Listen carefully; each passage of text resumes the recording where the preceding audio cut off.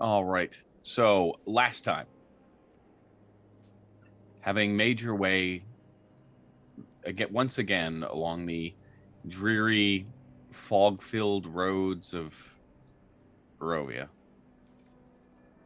you left the tower and Van Richten behind to make your way to the winery, the Wizard of the Wines, to investigate the sudden decrease in wine shipments that had been going to the Blue Water Inn upon Danica's request. There you met with a cadre of people who were deposed and requested that you help them secure their winery that had been taken from them by a gang of unruly druids local to the area who had been troublesome before, but had never been this outright and violent.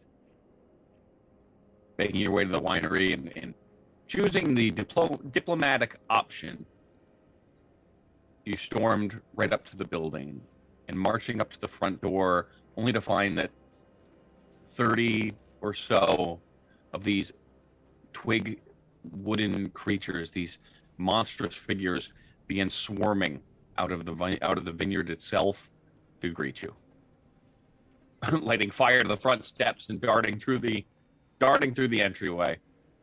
You made your way inside, where Jay, you were face to face with one of these druidic figures. Again, diplomacy failed, and that's where we're rolling initiative. So as we start off, we were out of initiative order. We are once again going to hop into initiative. Are we rolling, yeah? Yeah. And again, please don't mind me. Don't say that. Oh, for the love I want you guys to look at this. Christ.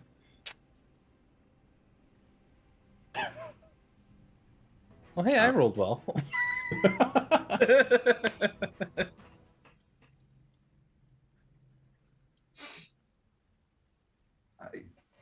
I have a bad feeling about this. So many levels. I rolled absolute garbage for initiative. You know, I'll be real with you. I feel like that's expected from Ash. I have a +3 to my initiative. Have I anything? still rolled All sub right. 10. So, tens. Outside, you can see through the dirty windows, the fire on the steps is still blazing from where you lit the oil. Mm-hmm. And I believe Cole is still invisible, correct? Correct. Yeah. From the doorway in the other room, you hear a bit of conversation. You hear Jay shout and draw his bow and fire. All right, then. Guess there's more inside, and then it's not going to be pretty. We will move here. Oh, this is good. He's going to try and get a better view of everything that's happening around the space. Attempt to kind of like look around the corner. Can I peek in from here? Sure, make a perception check for me. Is that going to take my action? No. Okay. Just say it's a quick scan. I know you have a pretty high passive perception. Good. Okay. Dirty 20. So yeah, as you peek around the door, you see Jay, and you try to see into the room. And although it's dark, your dark vision hides nothing from you. As you see an odd scene, these smaller, like twig-like creatures, are like almost spider-like, climbing out, just kind of pouring out from behind the barrels and crawling across the floor towards Jay, whose eyes aren't even on the creatures. They are up somewhere in the banister above. Okay. Guys, I'm sorry. I hate to break this to you. I missed a couple. Shut Okay. up. You shut your mouth. I missed a couple. I did. I'm sorry. He just rolled all the twig monsters again. He forgot to roll the druids, I'm sure. Oh no, I didn't even roll the stuff outside. Don't worry about it. Doesn't make me feel better. I have that. That is now at initiative count 20. All right. So he's just tossing them in there one at a time to make us squirm, and it's working for me at least. All right, Tens. I don't know. So what you see to do these right now. these small twig-like creatures scurrying across the floor, swarming towards Jay, whose eyes are still again trained upwards. What are you doing? I'm gonna look up to where he's. Can I see where he's looking, or am I just impossible to see in at this point? Like, could I see from his perspective, or would I need to be back? Like, just deal. Nah, it's fine. I'm gonna go ahead and You couldn't anyways because there's the banister is like under it. So if you think Right. about it, like Jay is going this way, but the like there's a ledge here that's over him, so he's looking up from underneath it. Yeah. Okay. Then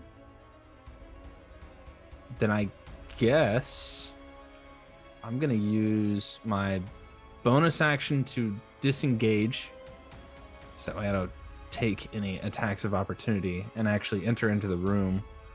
A few steps. It's 1, 2, 3, 4, 5. Get a better bearing. Squeak. And yeah, let's use that sun sword that I pulled out last time to just stab this dude off to his left. Yeah. So now you get a better perspective, right? As you walk in, actually you wouldn't be able to. Well, no, we'll say you're under the stairs. That's fine. So as you walk in now, you can see all these smaller twig, like almost spider-like tiny little creatures just begin to pour out from behind the barrels and pulling under the cracks in the room. Up on the banister, you see that druidic figure with the big antlers on her head and the leaves that were intertwine her ears, and she's cursing and screaming in a language that actually you may speak Sylvan, yeah? I don't think so. I speak Abyssal Common, Elvish, Thieves' Cant, and Undercommon. Yeah. So even unknown to you. I'm gonna use my bonus action like an idiot. So yeah, let's just stab one of these blights. And I'm just going to look over my shoulder and say, we're gonna need a lot of help in here. Does an 18 hit? 18 hits. And I get sneak attack because I have a friend within 5 feet. That is 9 radiant damage. And then at this level, it's 3d6, I believe. So not bad. 21 points of damage in total. Yeah, I mean, again, these tiny little creatures rushing out just a few feet off the ground, and just the first swipe with the sun sword, it bursts into flame. You feel that slight tingle in the back of your neck, that satisfying, almost gleeful feeling washes over you as it just tears through the stick-like figure. Well, they're brittle. Fortescue, get your ass out here. I'm gonna end my turn.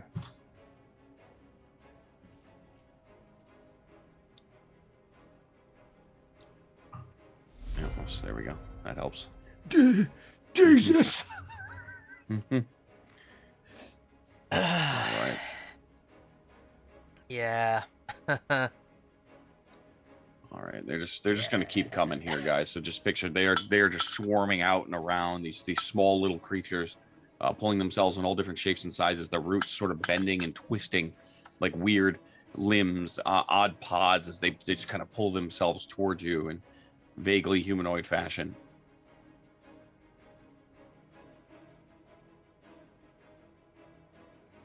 Against you, Tensveta, that first one's a 19. Yeah. Take 4 points of slash piercing damage. Do I have Some of those twigs, as one of them rushes out from behind, and as you're shouting out, it just grabs itself and just slices at the back of your leg. Okay.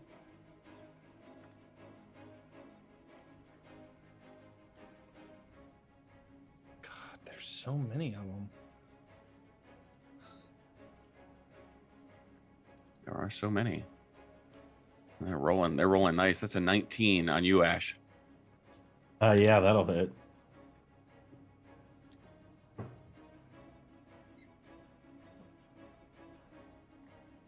It's another 2 points of piercing damage. Is one of them now as your eyes are up and your bow is drawn. The same thing, just rushes towards you and jumps on your leg and just begins stabbing at your thigh. These twig-like appendages just scratching at you. Duh.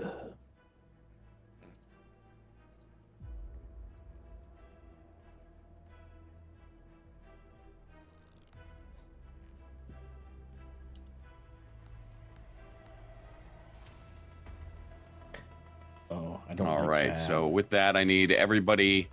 We'll say everybody in the room there. So Tensveta and Ash.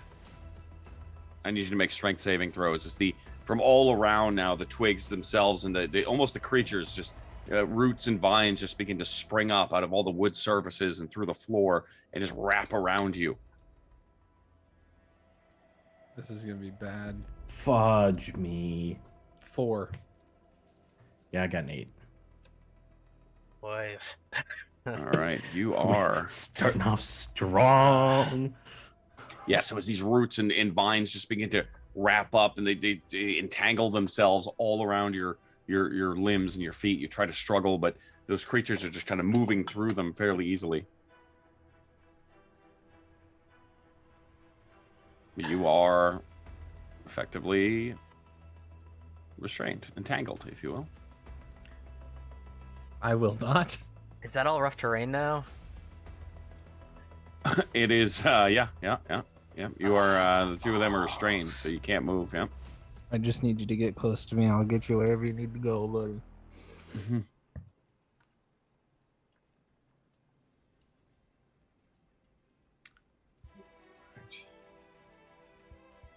All right, for the sake of brevity here, I'm just going to go 1, 2, 3.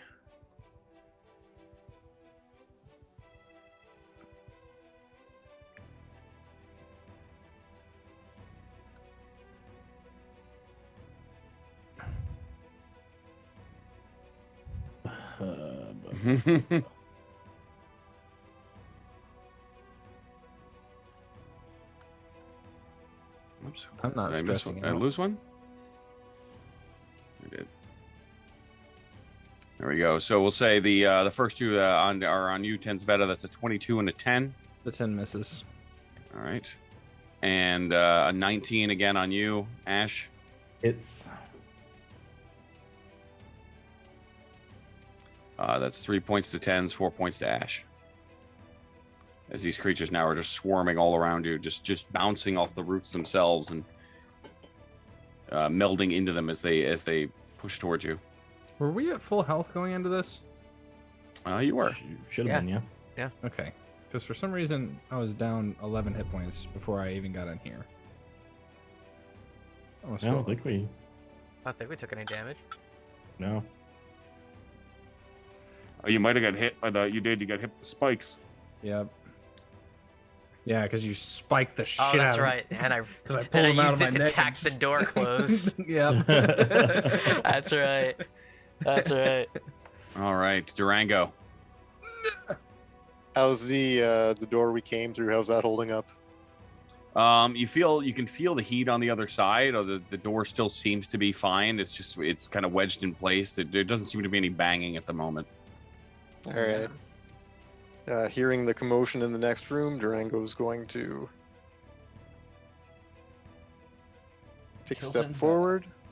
Why am I not taking a step Oh, forward? it's my fault. There you go. Oh, there we go. There we go.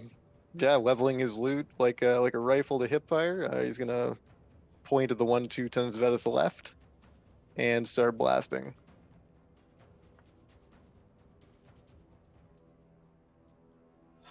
That went on So- a journey. 26 for the Yep, first, 26 and hits. a 13 for the second. Both hit. Go ahead and roll damage. It's a 6 and 5. 5. Those Yeah. are some Which two? fantastic rolls. Were you- There were was you- the 1 to 10 Zvetas left. So this one. Yeah, that one. Yep. Okay. So the first bolt just explodes. The twigs go flying everywhere. Where does the second one go? That would be the one behind it then. Yeah, just All right. keep pointing that Yeah, direction. both bolts just slam, and you watch as the twigs just explode into a shower of debris and vine. There's none. Like these ones next to Ash, I can't see them. They can't see me. The doorway's too narrow, correct? I mean, you'd be able to see them through the doorway, sure. Okay. Yeah, Durango's just gonna dance back. And Yeah, then they're my turn. small creatures, so they're kind of like climbing up over roots too now to get at your friends who are wrapped up in these vines. That's all Durango's got.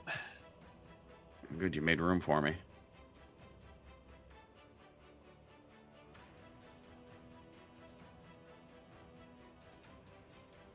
Unfortunately, gentlemen, Warlock AoE, indiscriminate. Murder me. That'll be fun. I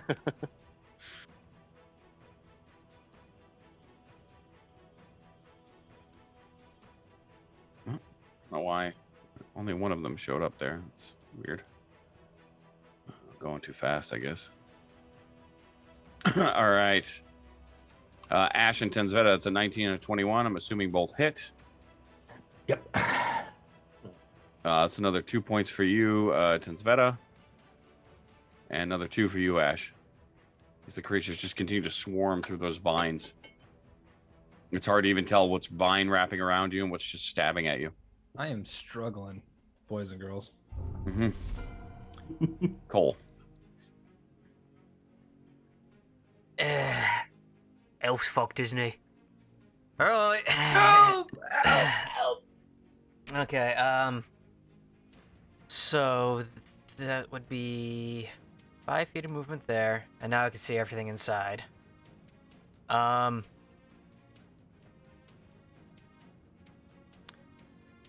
So that would be 5 feet of movement, so that would be 10, 20, be 35 to get it past 10 Zveta, wouldn't it?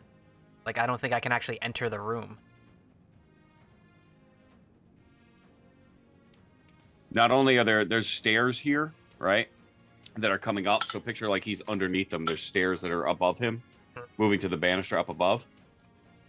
You understand? Yeah. And then on top of that, you've got the whole room is filled with just vines and roots, about 2 feet off the ground. I can't reach over the door and like hit, one of these. Yeah, two. no, I would let you stab at those from where you're at. Oh, all right. Yeah. Start swinging.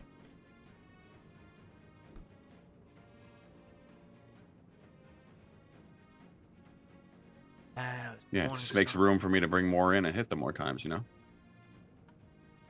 Well, you're gonna hit him with them anyway. It's not like it's gonna help. And none of these would be at advantage, would it? For being engaged, or no? I don't think so. From here,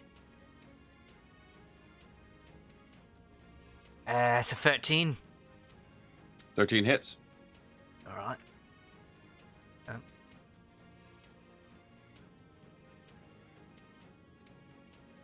That's 11 points. Yeah, +4. Like literally, you're gonna kill it no matter what you do. So, yeah. So the first one, you catch your mace through the corners. It's diving towards Ash, and you just bash it down into the roots. It just cuts through the grass, and those roots just kind of come up and start tangling even further. You can see Ash just getting more and more restrained. The space that I made, can I move into that space now? I know it's vines and shape, but can I? Yeah, you can move through, but you're gonna have to make a strength check. Strength saving throw. Sorry. Yeah, I'll do it. There. Strength saving throw. It's a 19. So yeah, so you succeed. So you just begin to smash through the roots, and they just keep coming up at, they're trying to grab at your feet, but you're pushing them back with your shield and smashing them with the Morning Star. And I think, if I remember, I have an extra attack now. Fifth level, baby. Yeah, I got extra attack. So now I'm here, I'm gonna start swiping at the one that's behind the elf. All right. Where's my... Yeah, click that button, click this button. That's a 13 again. All right, yeah, just another one. Just cracks and breaks under the weight of that heavy iron Morning Star. Hey, so this has killed my invisibility, by the way. Absolutely ruined it. Good job. And I should have done this before, but I'll do it now. I'm gonna use my bonus action to cast that magic weapon on myself, and you'll see right from my hand. You'll see right up the haft of the Morning Star, this sort of radiant light coming up and then consuming the top of the weapon. And as that blinding light begins to fill the room, it just casts shadows across the vines that are growing out of the floor, and all these twig-like creatures now cascading shadows on the wall as they crawl and creep along the roots. And that's it. That's it.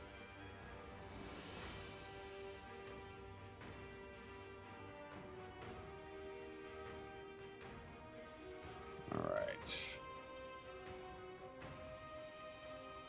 Tells me he's looking rough. So many. Tells me he's looking rough. 22 hits. Oh, a bounce for the 4. That's 5 to you. 5 points of piercing damage. 10 Zveta. Gonna go ahead and uncanny dodge that and knock it down to 3 or 2. No, yeah, I make it a 2. Typically, I round down. Okay. Still in the double digits, boys. All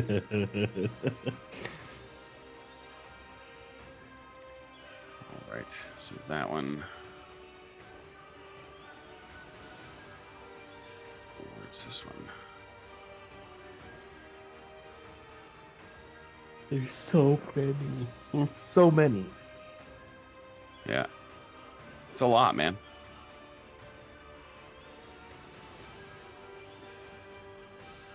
One would say an unruly amount.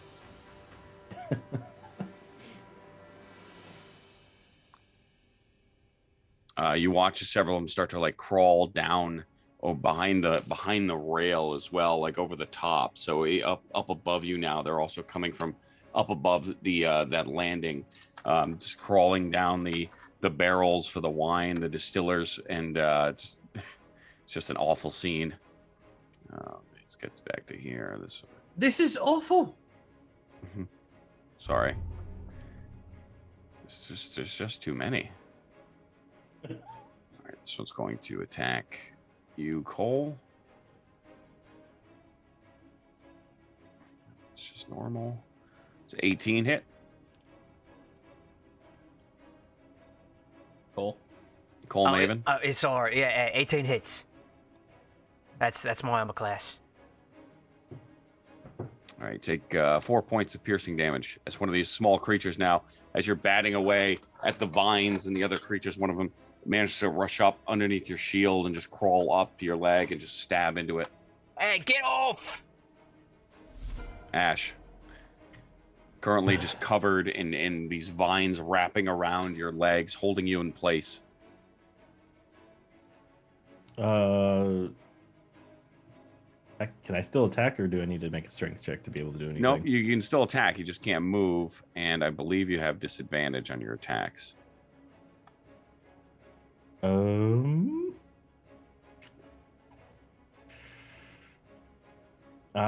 I'm gonna Disadvantage on dex saves. Is it what?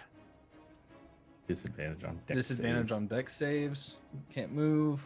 Advantage on attacks against you. Disadvantage on attacks outward. Yep. There you go. Okay, I'm just gonna go ahead and. Can I still see the druid or no? You can, yeah. She's up on the banister, just still chanting as those vines are just ripping and grabbing around you. I'm gonna grab my sword and try to hack the vines that are holding me in place. All right, make a strength saving throw. It's gonna take your action though, just so you know. Yep, that's fine. Saving throw.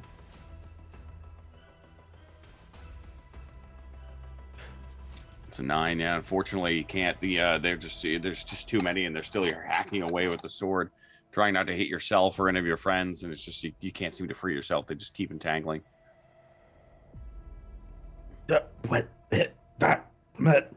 Somebody help me! That'll be my turn.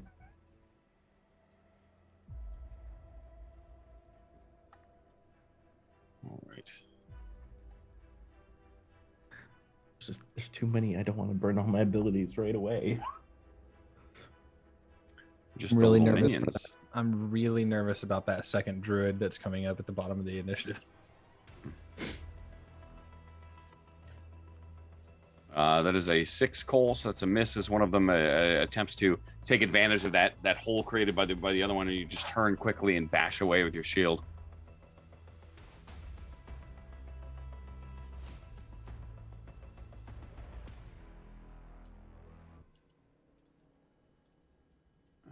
This one is going to attack you, Jay. Goody! So what I wanted for Christmas. That's what someone told me. That's an 8 with that advantage, misses. double 5s. Yeah. So again, even despite the fact that you can't, even one of your swipes trying to get the vines off of you, you wink back and you see one of these creatures coming. You just manage to push it aside with the hilt as it stumbles back over the vines.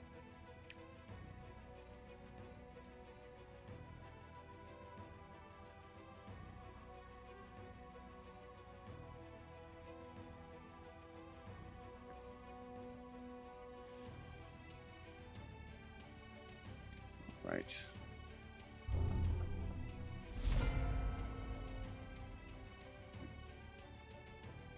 All right. Can I see the druid up on the balcony thing that he was looking up at? From your vantage point now, yes. Okay. I'm going to look over at Cole. I'm going to say, go kill that one. And I'm going to use my bonus action to touch him and teleport him up next to the druid that I can now see. Well, don't touch my shit. And then I'm Cole, also you going suddenly- to give him... You suddenly just appear, right? It's just poof, as you're suddenly up and your feet stumble a bit. The druid sort of turns and looks at you, shocked for a second as you just appear on these stairs. You reach up and grab, kind of with your fist. You hold on to one of the banisters so you don't fall back. And I will use the help action at a 30-foot distance to give him advantage on his next attack. And then I will do my... Is it an action to try and break the restraint, or is it at the end of my turn? Well, I guess I'm just going to stand here and get the shit kicked out of me.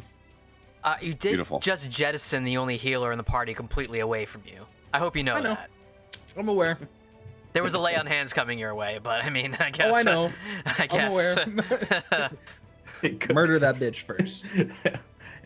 As he gets teleported, Cole's just like, oh! all right, 10s. That's a 16. Hits.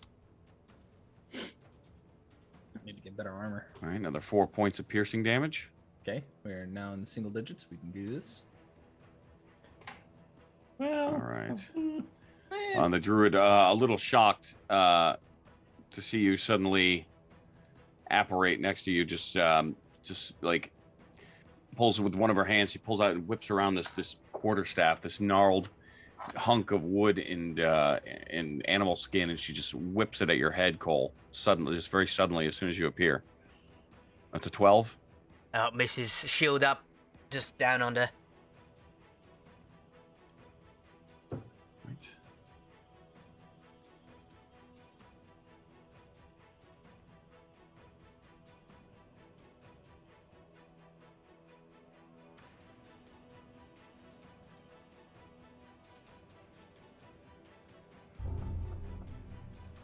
All right, twig blight time. Oh no.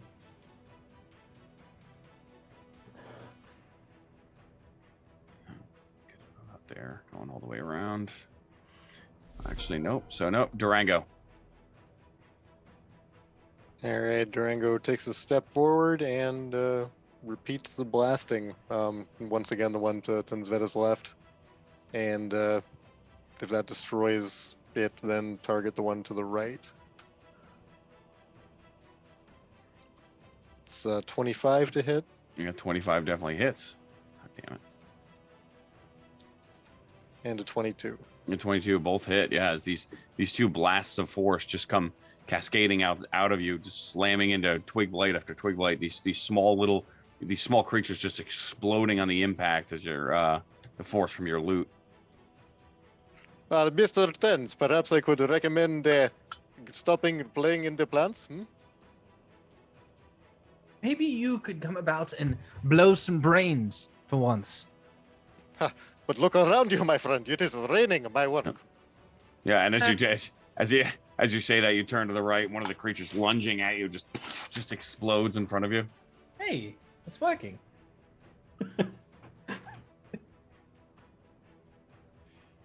It's my turn. Godspeed, gents.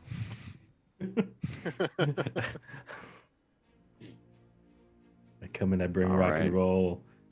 Let it bless you. Oh, whoops.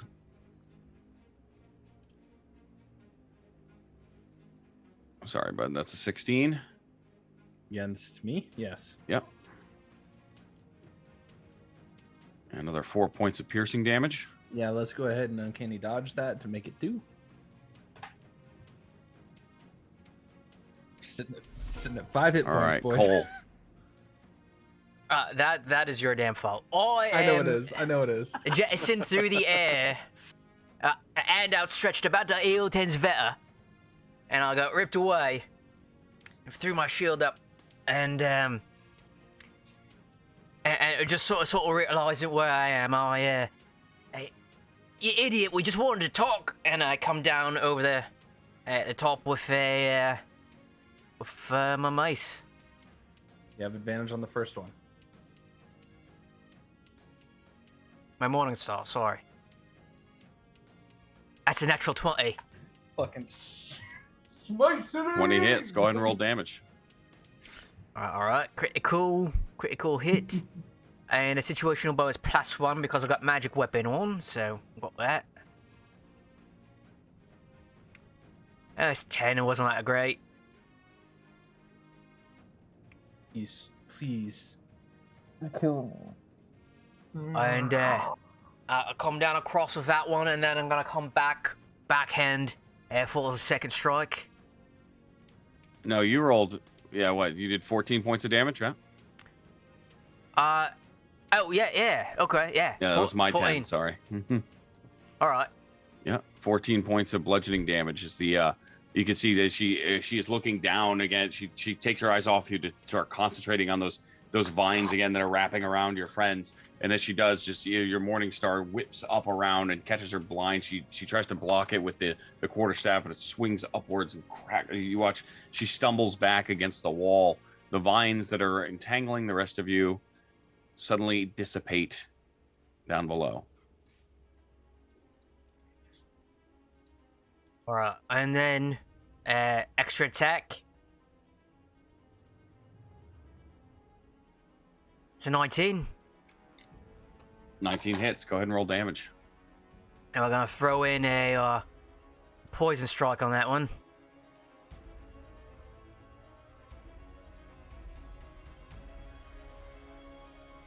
That's 6 on the damage roll, and then the poison strike. And you see the weapon that was glowing sort of is radiating damage, trying to turn this like sickly black ichor.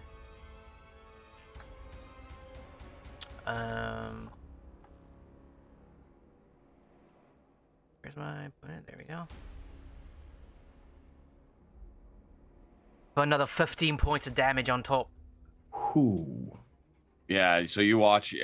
She tries to recover, but she slips a little bit as the blood just starts to pool from her head from that wound. It covers her eyes. She lunges forward at you, but that second strike comes through, and as it does, that blackish, greenish energy just comes with it, and you hear that sickening crunch as the Morning Star bypasses her defenses, and she just thuds onto the floor. You hear another scream from somewhere on the other side of the door.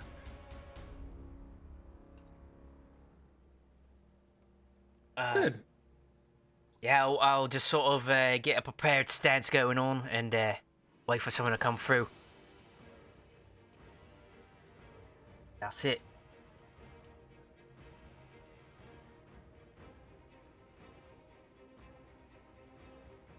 Oh boy. All right, as the door opens, another large creature comes rushing out. This one, another amalgamation of vines and twigs and moss, just lumbering its way forward, staring at you with these dead, almost lifeless eyes, with this dull green tinge to them as they see you and begin to focus their attacks.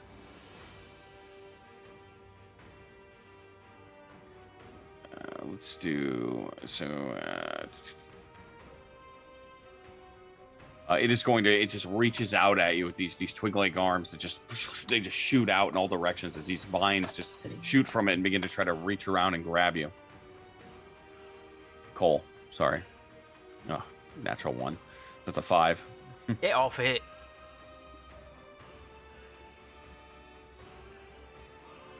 All right.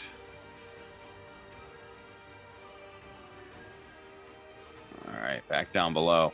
So those vines dissipating suddenly, the creatures all fall to the ground and then pick themselves back up and begin their onslaught.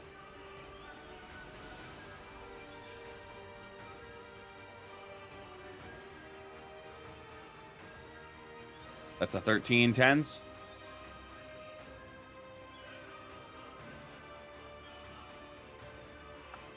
There's a miss. All right, so the first one now, the roots no longer entangle your arms free. You begin to duck and find your rhythm again as you dodge out of the way. The next one just bounces towards you and past you slamming into one of the distilleries.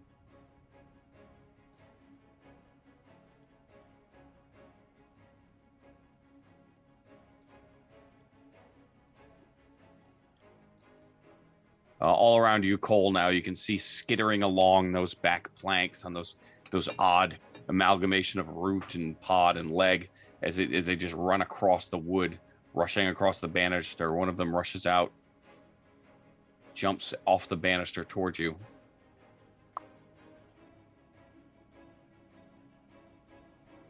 All right, it's a 11. Deflected. Yep, so you just turn quickly and bat it away with the shield.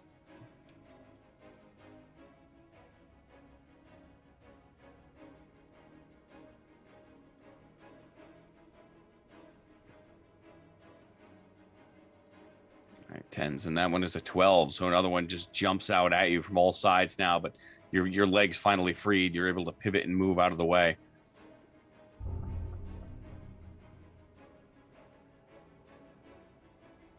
All right, and with that, Ash, you're up.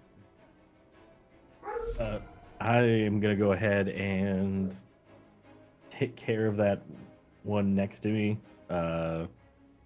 Use my sword since I had it out for the vines, and now that it magically disappeared.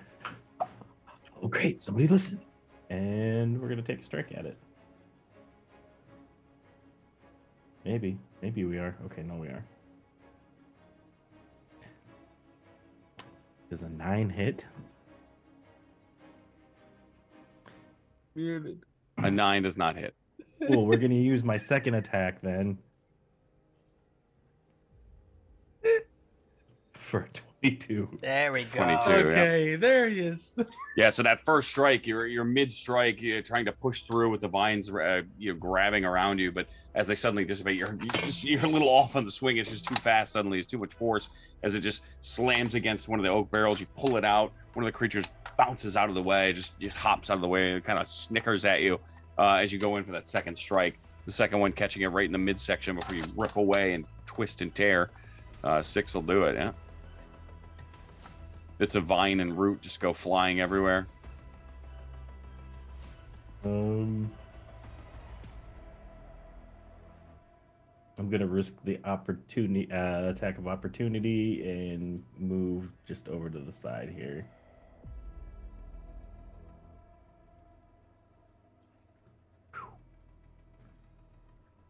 Seven doesn't hit. Yep, tries to scrape at it, just doesn't manage to get hold. Yep. In that'll be it. That'll be my turn.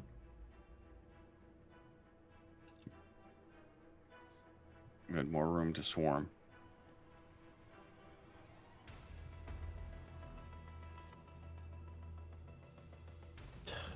All right, Ash, that is a 21. Yeah, that'll do it. 2 points of piercing damage. Okay.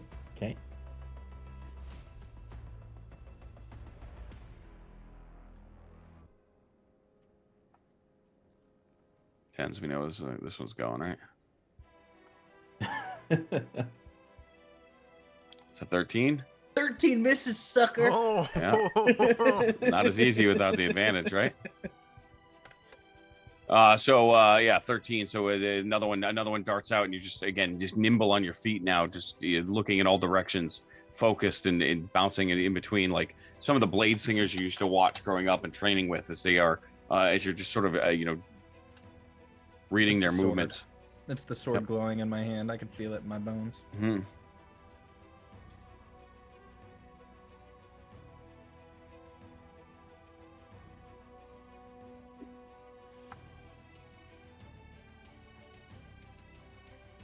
All right.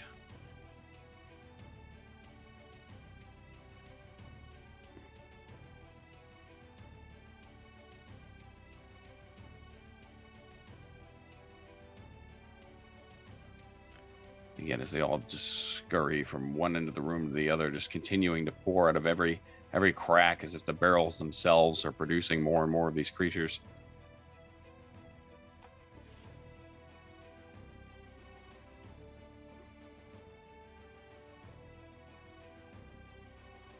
Are the barrels producing more of these creatures? It's hard to say. It really is, y'all. Ash doesn't have any sort of dark vision or anything, so he can't see nothing but the 10-foot square around him right now. You should be able to see in a radius around me because of my sword.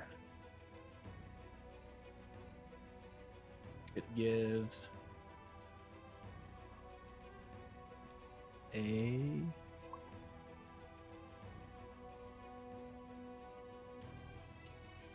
15-foot radius of light, so 15, so 30. I can set that up now. I'd like the sunburst effect.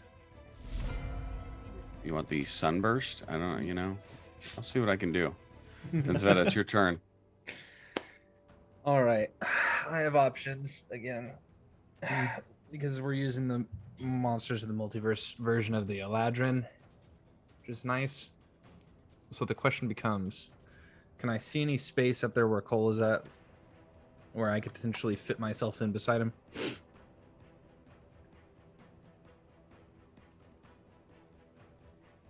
Up there where Cole is at, unfortunately, no. Okay. It's difficult to see from that angle anyways, but he is also surrounded on all sides. Okay, is there one of the smaller ones that seem to just fall apart near him? Yes. Okay. From your perspective, it would be up here, like right here, but up top. Okay. Then I will use my hand crossbow. I'll go ahead and take my action to try and kill that guy.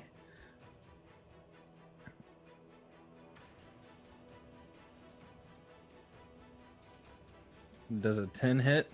10 does not hit. Yeah, it's difficult because they're small, right? And you've got that wooden banister in the way. So you fire, and you think you have it, but the bolt just slams into one of the railings. I don't have any fancy tricks up my sleeve this time, so I guess.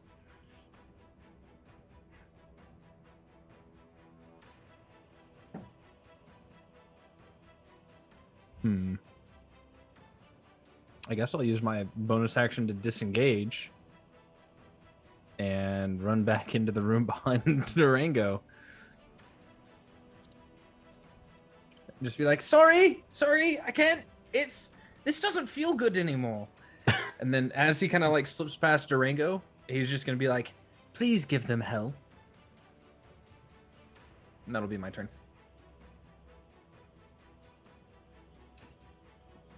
All right.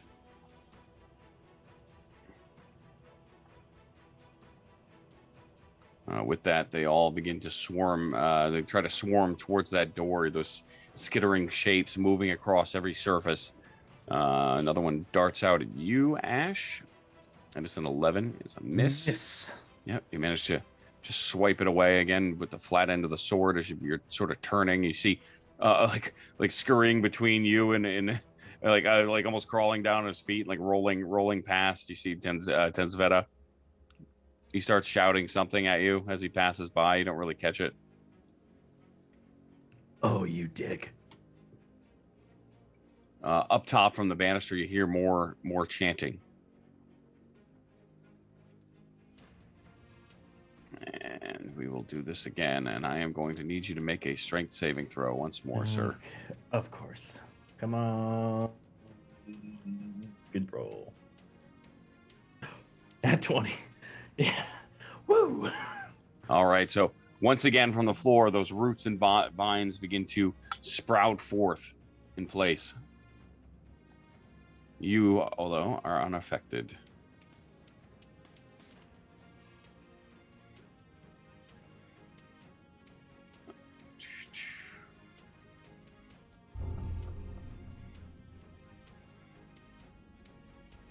It's going to stay put. Doesn't really have anywhere to go. Durango.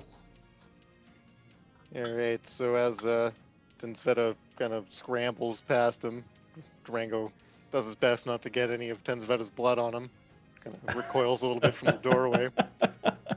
Ah, yes, my friend, I shall give them hell in your name. And he turns to face the collection of monstrosities, starts up a fast, heavy tune on his lute, and he's towards the end of the bar, he stomps, and on the third stomp, the room just kind of explodes. Gonna cast Shatter from right there. Ooh.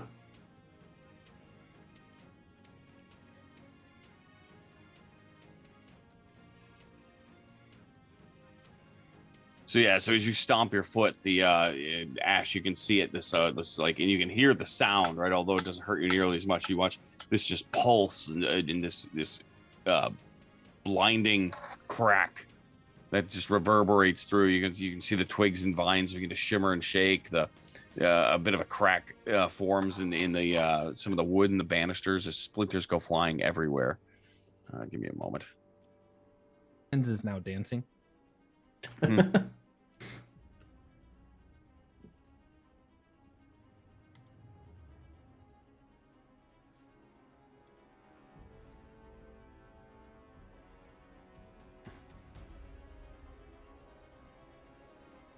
Love all those 16s though, huh? Rude. Stop rolling like that. It's really mean. That's nutsos. So at level 3, that's 4d8. That'd be Yeah, it half as doesn't much matter. on those saves. Just nuke some. Doesn't matter. Doesn't matter. Half as much on the saves? Uh-huh. All right, we'll go ahead and roll damage. Yeah, it doesn't matter. Yeah, all of them. The room just becomes a shower of just twigs and vines as they just explode in all directions.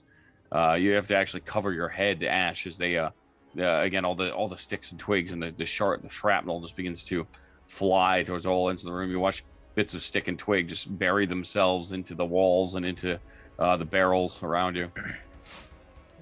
As They the shrapnel violently flies, explode. Durango turns and bows to Tenzveta, letting the shrapnel just pass by him. Sticks in Like it his was a neck planned again. He's like, effect. ah! He's even killed one up above. All right. Well, nice, Darren. Nice go. That was Cole. good. Thank you. Couldn't do it with both of you in the room. Someone was going to die. I have 5 hit points. Not done. Right.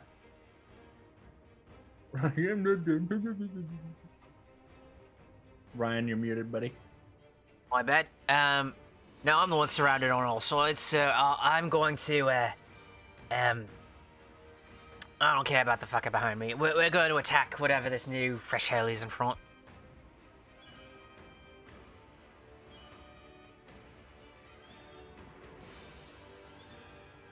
25 hit. 25 hits. Go ahead and roll damage. That's 8 points of damage on that one. Set of things still standing. It's strong on the others. It is. We're gonna hit it again. I hit and it kind of sticks in, and I pry it back out, and I ram at the same spot again.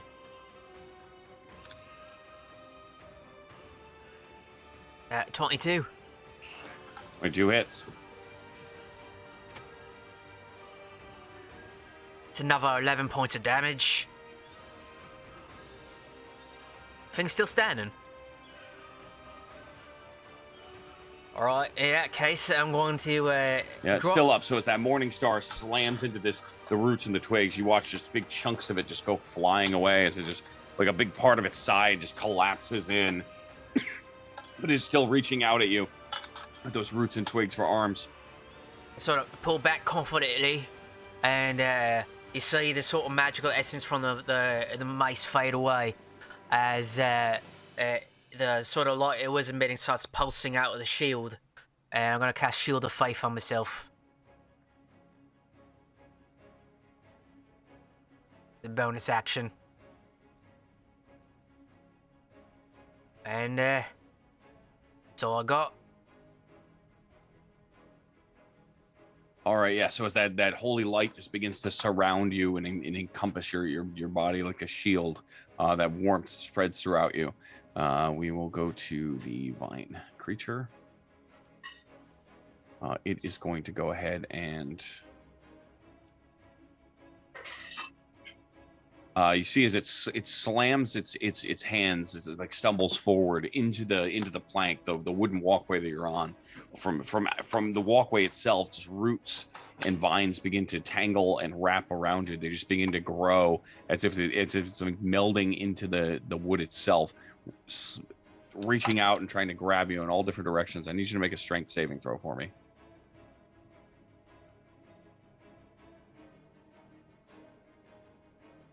22. I'm rolling like 22, yeah. So you just continue to bat them away. That bolstered by that shield of faith, you just continue to spin and beat the vines off.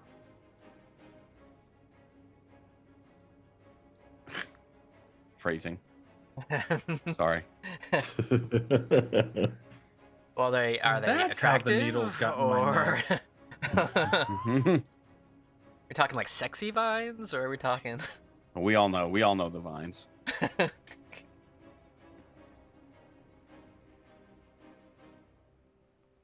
All right, from behind you, one of them is going to attack you. That's a 9. That's not going to hit. My AC's 20 right now, just so you're aware. Yeah. All right, Ash. Durango, that was fucking cool. And I'm gonna take off into this part of the room right here. Can I see the person So chanting? I need you to make, if you're going to move through the vines, I need you to make another strength saving throw. Okay, let's gamble. We shouldn't have gambled. That's an 11. Fortunately not. Yeah, no, you are once again restrained. That was my action then. Cool. Nope, that was just your movement, not your action. Oh. As I feel really cool about going to run away, I stop, get pissed off. I look over at the little creature to the left of me, and I'm gonna go shoot arrows at it in anger.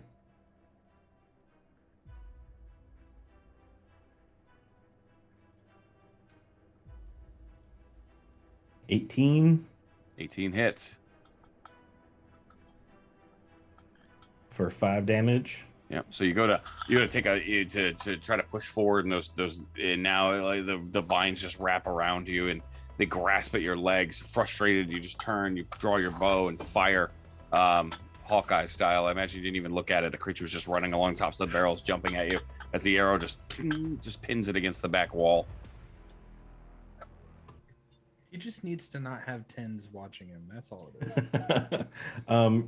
Can I see?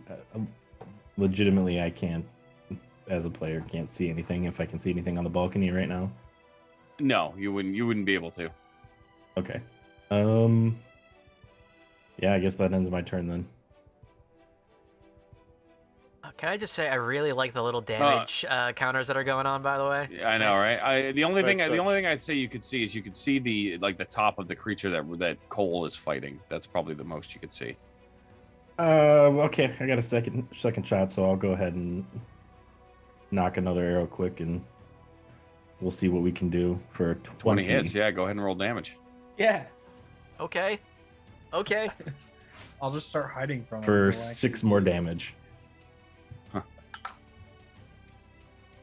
Yeah, so the creature, as its hands are like connected in a part of the walkway, as it pulls them off, and you just see them break. Like it breaks them. Like the attack was ineffective against you, Cole. Just like breaks them in place and just begins to reach out again. And this time, an arrow just flies up from the bottom, just rips through the hands again as they start to try to recoil, and it bounces backwards. And the thing is kind of just like barely keeping itself together, but still alive. I helped.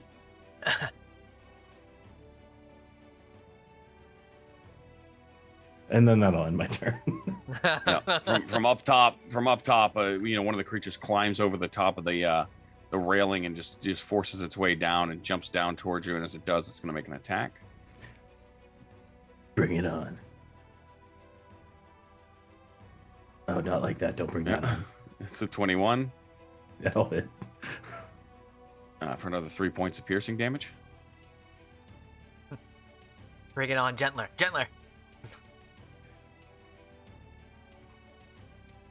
Be nice to me, please. Safe word was pine. Bring it on. Pine. Pineapple. All right. We can't do anything there. Go to this druid here.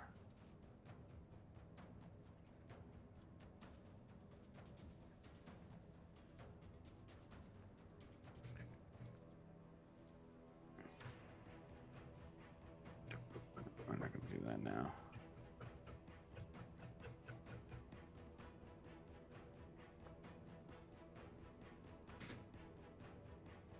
All right. Sorry, all this working.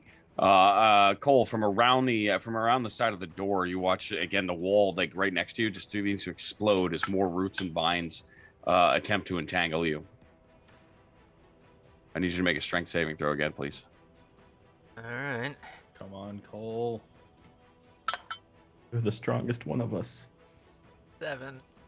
Not this time. Moving in, excited, trying. You see the creature in front of you is waning a bit. You go in to try to get the kill, but as you do, those vines reach out from the wall next to you and just explode and wrap around you, being entangling themselves around you. So you are restrained.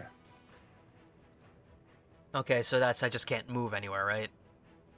Correct. Okay. Yeah, speed becomes 0. Disadvantage on dexos. Disadvantage on attacks. Disadvantage on Yeah. attacks? Yep. Oh, balls. And everything against you has advantage. Yep. Well, attacks against you have advantage. I said everything. Damn it. Sounds better. All right. So, saying that things have cleared out a little bit, Tens will pat Durango on the shoulder and say, "That's the way to do it. Thank you." And he's just going to scoot past him straight into the vines like an idiot.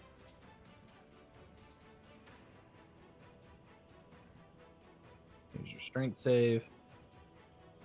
6, but it doesn't matter because Do I see that space is now clear? Which space? This one. Like this one right here. I can't ping for some reason. No, for some reason the pings are off. There you Again, go. I don't know what. It's not clear. There's the creature still there. It's not dead. Shit. Let's shoot it. And I also need you to make a strength saving throw for walking into the vines. I got a 6 on it. Oh, okay, so yeah, you're restrained. Okay. Is that melee attacks or is that all attacks? It says all attacks. Disadvantage on all attacks. All right, here we go. Let's shoot it with disadvantage because I'm dumb.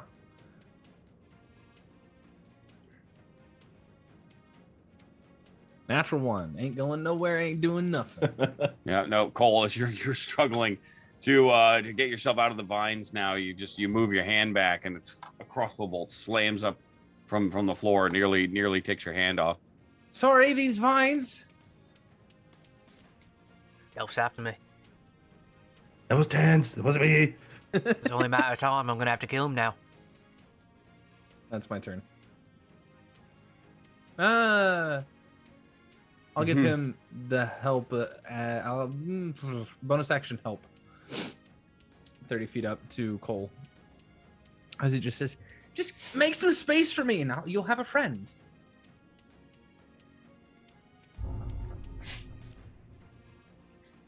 All right, that chanting. What is this?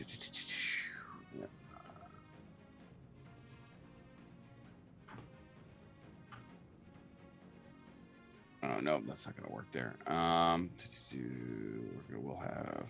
She's gonna do. Oh yeah, why not? I haven't been able to leave this 5-foot space the entire time. All right, Durango. All right, seeing that the way forward is obviously a no-go, and hearing that Cole is happily plying his trade inside, Durango's going to keep an eye on the back door. How are things looking there? Is that door holding? The door is still holding. Make a perception check.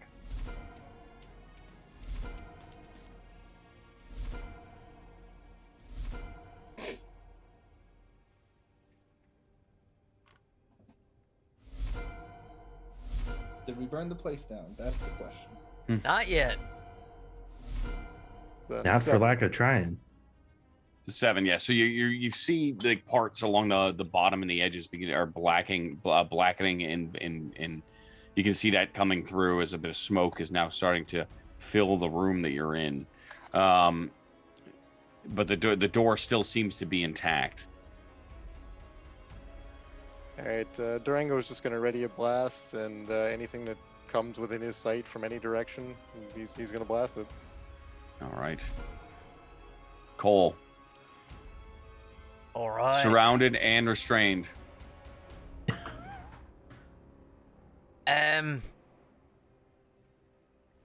So if I use my action to get out of this, then I won't have an attack. Correct. The girl in front of me looks, the vine thing, looks pretty weak, so I'm gonna have to kill it. Disadvantage. It's not bad. It's a 19. 19 hits. Go ahead and roll damage. And that's an 8. 12 points of damage. Yeah, so even pushing the vines off you, the creature just reaches out with its broken hands. It sort of stumbles forward, and as it does, you just smash it with the morning stars. Just tears through the roots and the vines. It just almost cuts through it like a sword as it just collapses. Some of those roots just begin to like sort of turn to dust onto the plank. Following that slashing momentum, I'm gonna spin around and attack the blight behind me. Didn't you get a help action, or does that not apply here? Should have been an advantage, so it would have canceled out the disadvantage. It would have been a straight roll, Yeah. which was still. Would have still hit, yeah. Still murdered. And yeah, swung around, hit the one behind me. Still a disadvantage on this one. Yep. That wasn't so good. That's a 10. What? Yeah, unfortunately, the small creature just darts in and out of those vines that are coming out of the walls. It's seemingly unaffected, and you can't get a good grasp on it. Your Morningstar slams into the wood wall.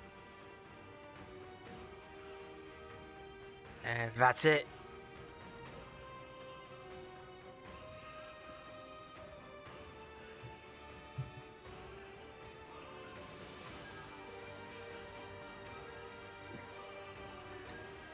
All right, another one comes rushing down the wall over that banister at you, Ash.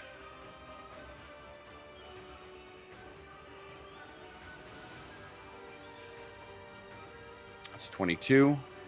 I didn't say it, but I thought bring it on again. 3 it. points of piercing damage.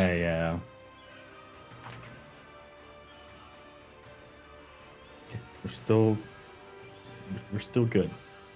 That guy in my line of sight? Yeah, that'd be in your line of sight. I thought you were looking at the back door. Oh, I like anywhere within sight. I was definitely looking at the back door, yeah. Yeah, then I'd say that's like behind your peripheral vision. Otherwise, there's 3. There are. Well, no, this one's gone, right? Yeah. Get out of there. Those 2 were already out there, so if you were looking that way, you would have seen them already, anyways. Gotcha. And then there's this one behind you. So Cole, that small one that you missed, takes advantage and presses, darts up at you. She's a 7. No. All right, and Ash, you are up.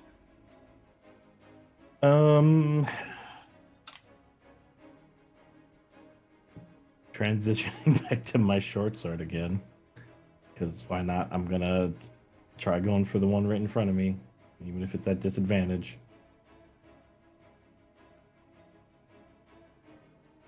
For a solid 11.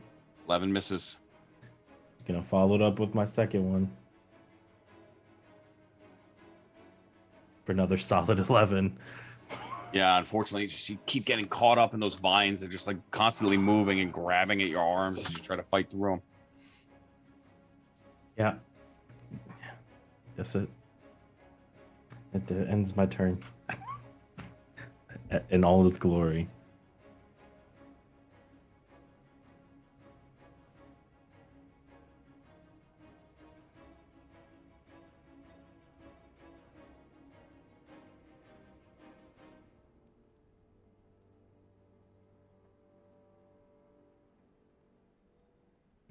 First one darts out at you and it hits you. It slams into you and just begins clawing at your midsection. You try to push it away. You force it back and it bounces into the other one that's also trying to come in for a strike. So you take 2 points of piercing damage. The other one misses. Okay. Ow. I hate nature. Why? Nature's fun. Shut up, you. So this one crawls along the banister around you, Cole. You can watch it just sort of run and just dart, like its legs sticking to the wood, almost as if it's almost like a spider crawling across the edges.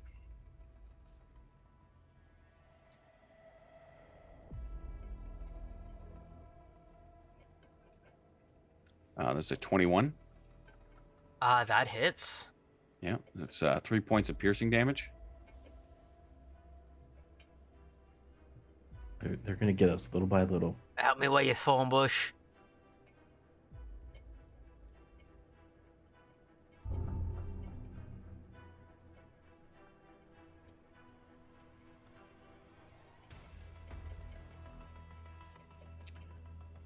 Again, more of those vines shoot out from behind the door, like the side of the door. You can see another one of those creatures looming on the other side of it.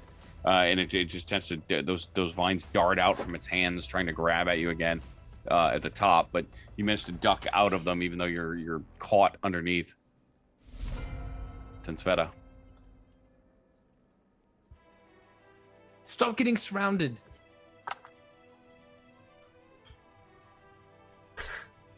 I haven't even moved. I will go ahead and bonus action give him the help action again to Cole, and then I will try and murder the one twig that's in front of me at disadvantage.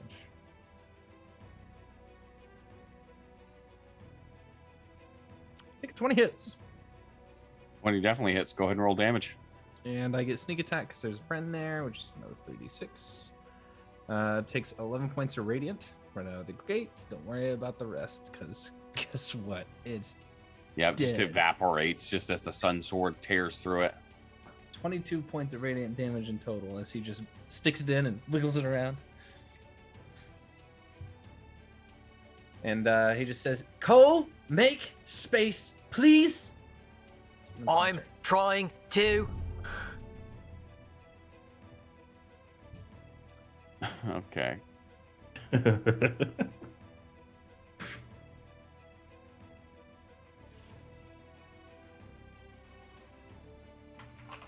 not going to do that. She's just going to sit up here. Also,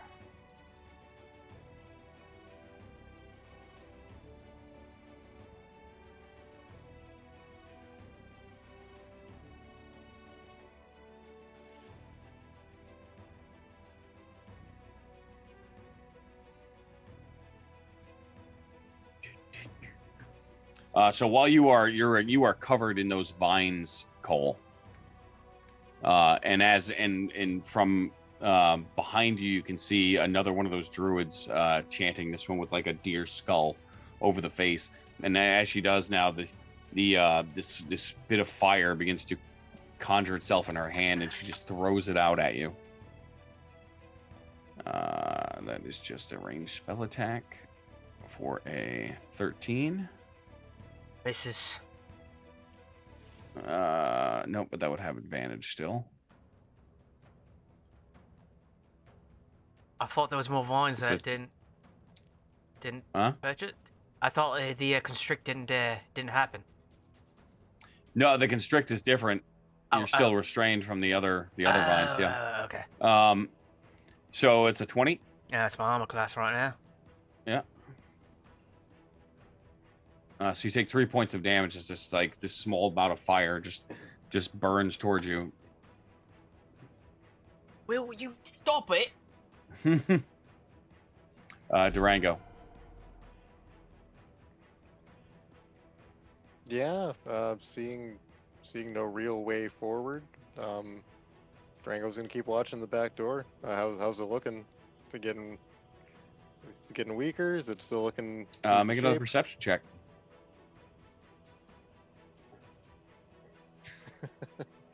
That's a 4.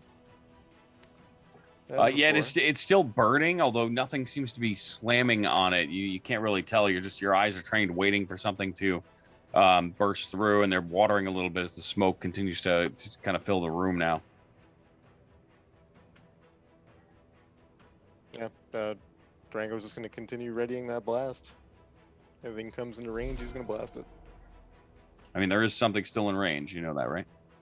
If there is, I can't see it. Okay, well then never mind. So you wouldn't know that. Then okay, Cole. I'm just gonna start hitting these little twig bushes out my way. Trying to make room for the elf. Me, anytime I go into the forest. And so this won't be a normal roll because I got help against the one in front of the door. And it's a 26. All right, it just explodes. Yep. And I'm gonna again try to carry the momentum this time. Instead of swinging around, I'm gonna kind of up and over and try to collapse the thing into the ground on my second attack. And it's a 19. 19 hits. Yep. So the two twig creatures, just one after another, just what the morning star whirls around and cracks one, and you take that momentum, you spin it up over your head and slam the other one as it's in mid jump at you, smashing it into the ground and the planks. The wood just cracks under the weight of that heavy iron ball. And remembering, go to take a step, and remembering I can't move, I'll just sort of square up and end my turn. All right, Ash.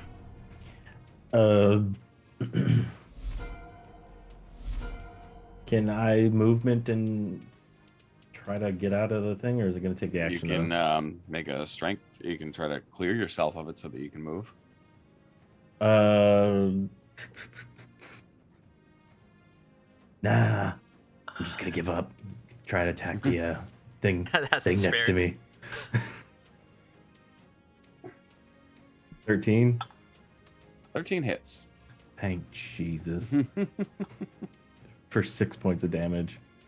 6 points is all you need. Is the you swing out at that small twig creatures. It explodes into a shower of another shower of vines and twigs as your sword cuts through it.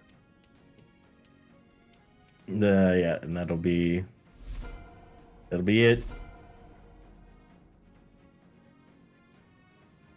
All right. This door.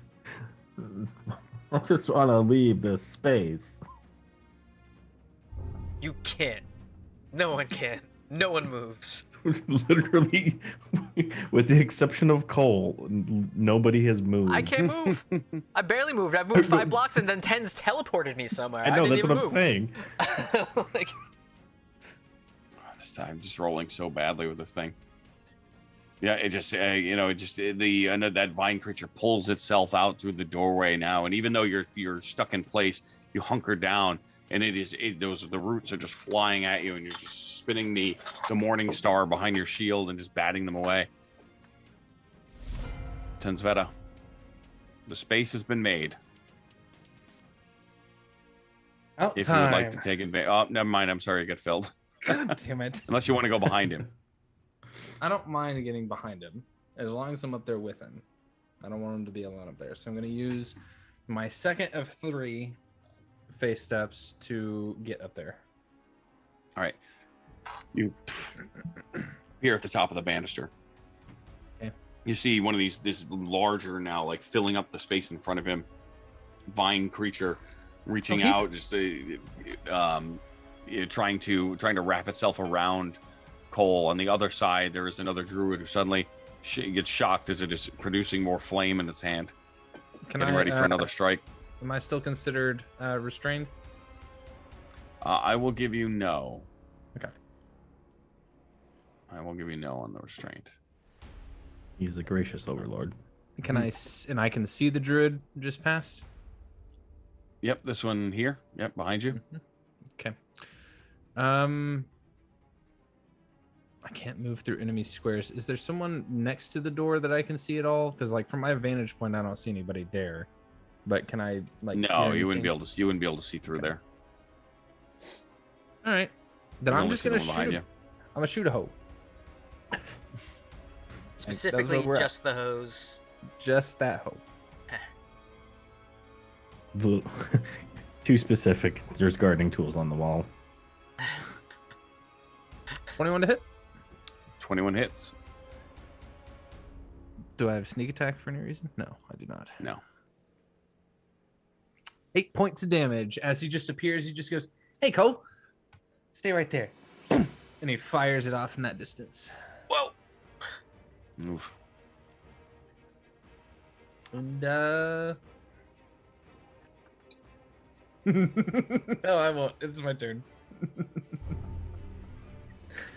All right, that arrow. You can see that she's trying to, conjure that flame in one hand, and she's still chanting as she does. The arrow, you can see she grits her teeth as it slams into her shoulder, it breaks it off with one of her hands, and just continues. Doesn't break the chant. Hello, Durango. Still The staring at that door. path before him is still dirt and vines and all sorts of things Durango wouldn't want to get involved with. Then yeah, if he's still staring at the door. All right, go ahead and make another perception check for me.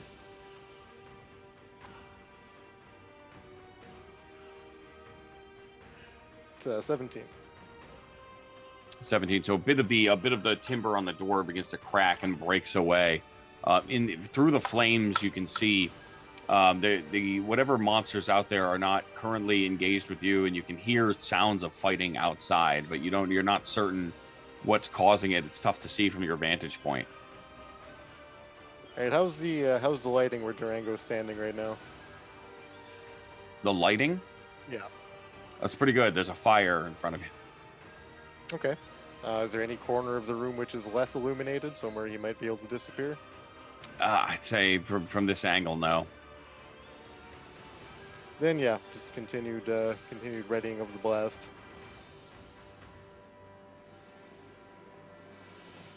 Just keeping it ready? Yeah. All right, cool. Just doing like a very dramatic like strum, like no no no no no no no no no no. Part of Set the door sustain, falls man. All right, Cole. All right. They just keep coming, don't they? Yeah, I'm not gonna try to move. If there's something for me to kill in front of me, I'm gonna kill it.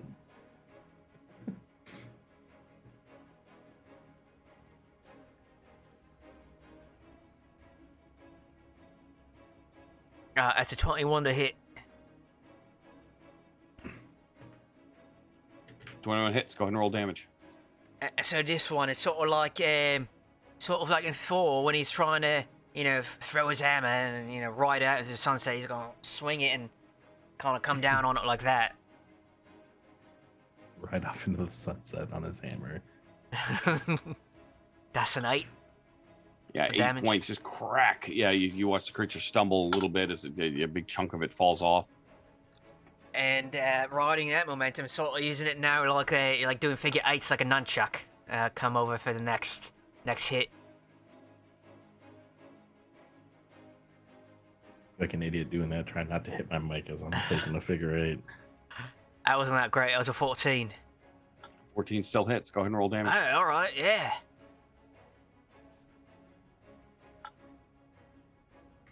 It's 6 points of damage. All right, another 6 points as you take off. You're just carving through pieces of this twig and in this twig creature, this vine monster that is just continuing to kind of like pull itself together and fill that space with parts of its body. Ash. Yeah, we're gonna try to get out of here. Let's roll that strength save.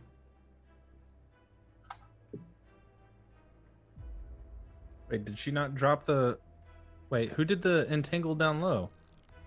Oh, there's another one from around. Yeah, there's one through the doorway that I can see. And there's one over here. I can see the one over here. Yeah. Yeah. Ash is just gonna take the time to make sure his equipment is squared away and swords away. Bows Still ready. fighting against those vines that are entangled around the.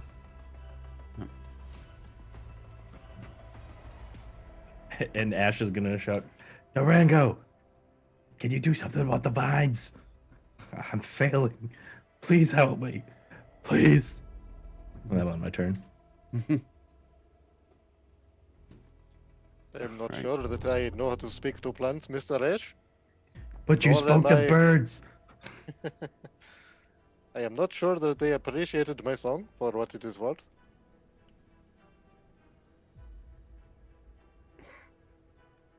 Yeah, I'm just can't hit Cole tonight.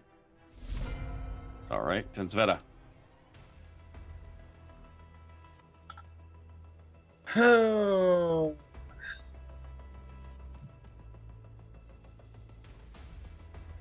My buddy Cole is still restrained, yeah?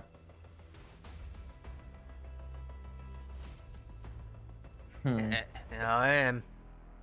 And which one's chanting? Is it the one here or is it the one up there? The one Which up one? top here. Which one did the entangle? The one over here? Yeah. So you can't see this one really, right? You can just I can barely see her I through can that doorway. barely see her through the doorway. Yeah. So you can't really make a perception check. I won't cost you an action.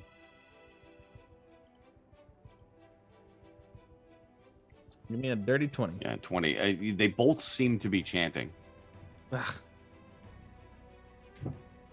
With my +5 in Arcana, can I figure out? That's Okay. going to take an action. And it's also in Sylvan, which you don't understand. Yeah, I know. Okay. Then I guess I'm just gonna pat him on the shoulder and say, "Good luck, kill it," and then dash around the corner. Well, not literally dash. It's only, my full movement. And then I'm going to stab this one with the sun sword. No, I'm not. Not with the 10. I'm gonna die now. Bye-bye. Bye-bye, rationality. That's my turn. Good. As you you rush up on her with that dagger. She darts out of the way. You can see she holds out her hand, and then this sort of crackle, and this boom, this sudden suck in. It's like the sound that leaves the room for just a second before it bang, and it slams into you. I need you to make a Constitution saving throw. Mm-hmm.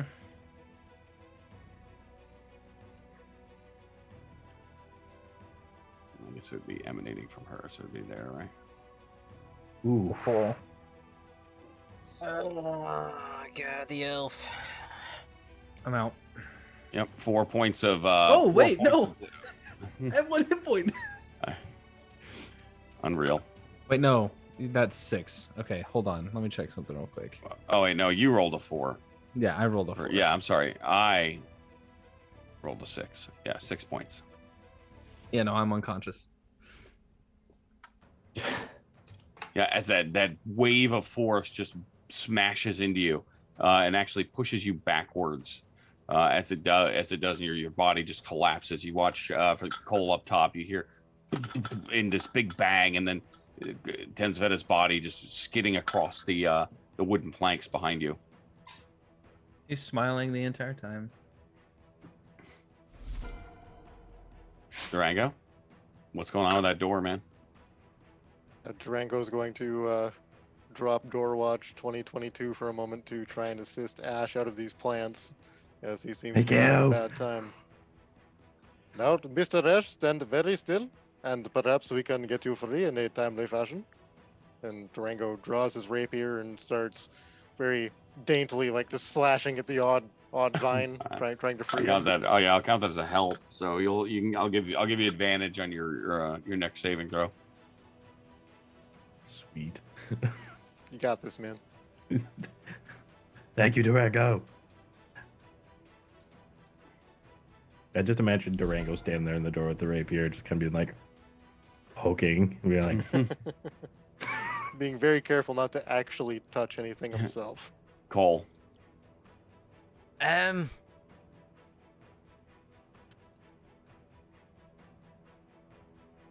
Shit. I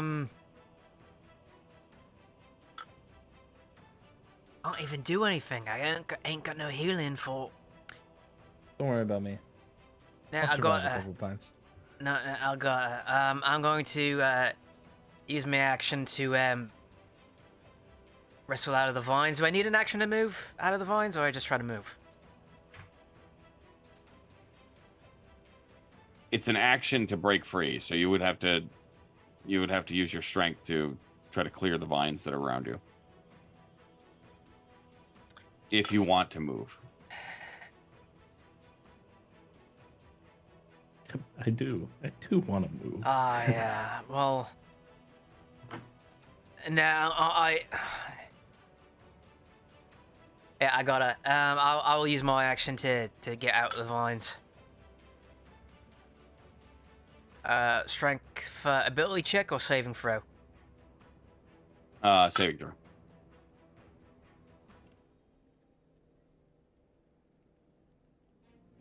It's a 20.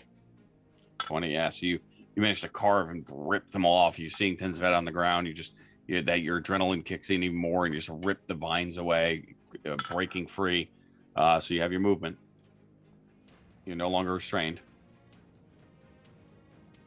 Just give me a second. The camera just went all funky, so I gotta reset them real quick.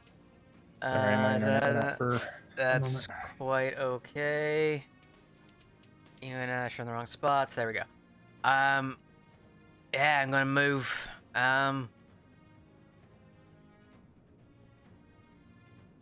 Basically right up to 10's Veta. Well,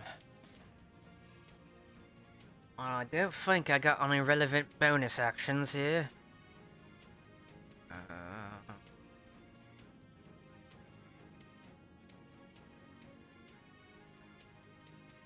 No, that's it. So, yeah, I'm just gonna take a defensive posture, and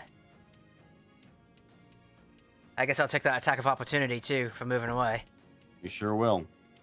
I should probably do that first, actually, because of the nature of it. So 17. 17 misses, yeah. right? Yep. All right. All right, Ash. Feeling invigorated by Durango's assistance, I'm going to attempt to break out of these vines again. You said advantage? Yep. Natural 20 for 23. Oh god. All right. Finally, you just sort of dead stare at Durango, who's just kind of poking at some of the vines. You just, I think out of fury, you rip and you slash down with your short sword and tear through them and begin to rush on top of them, darting through. All right, and I'm going to take my movement. Stand here at the bottom of the steps. And my action was to break the vine, so that'll end my turn.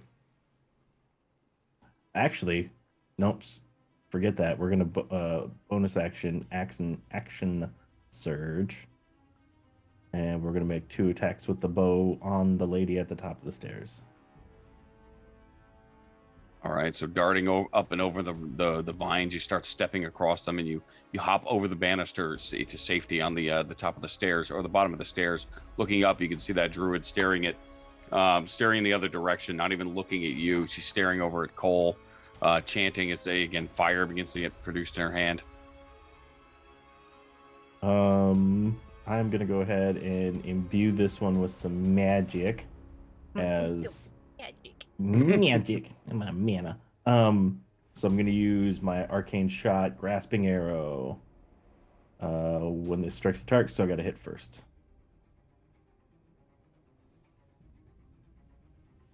15. 15 hits. Go ahead and roll damage. Okay, so we're gonna go ahead and roll the damage for the bow at a 6, and then we also get the Arcane Shot, which is 2d6 2d6 poison. Its speed is reduced by 10 feet, and it takes 2d6 slashing damage the first time it moves each of its if it moves 1 foot or more without teleporting. So that's 7 poison damage. Another 7 points. Yeah. So the is that you fire that arrow that you imbue it with that sort of magic energy. You see it begin to coalesce around the tip as you fire, and it tears through the air up the stairs. And as she turns, just doesn't see it in time. It just catches her directly in the throat and just kind of pins her to that back wall. Okay. And the vines around you on the floor dissipate. Yes. Mm-hmm. And that'll end my turn. I'll shout out, "See, I told you I could do cool things." Well, I never did it before. Help me with the elf.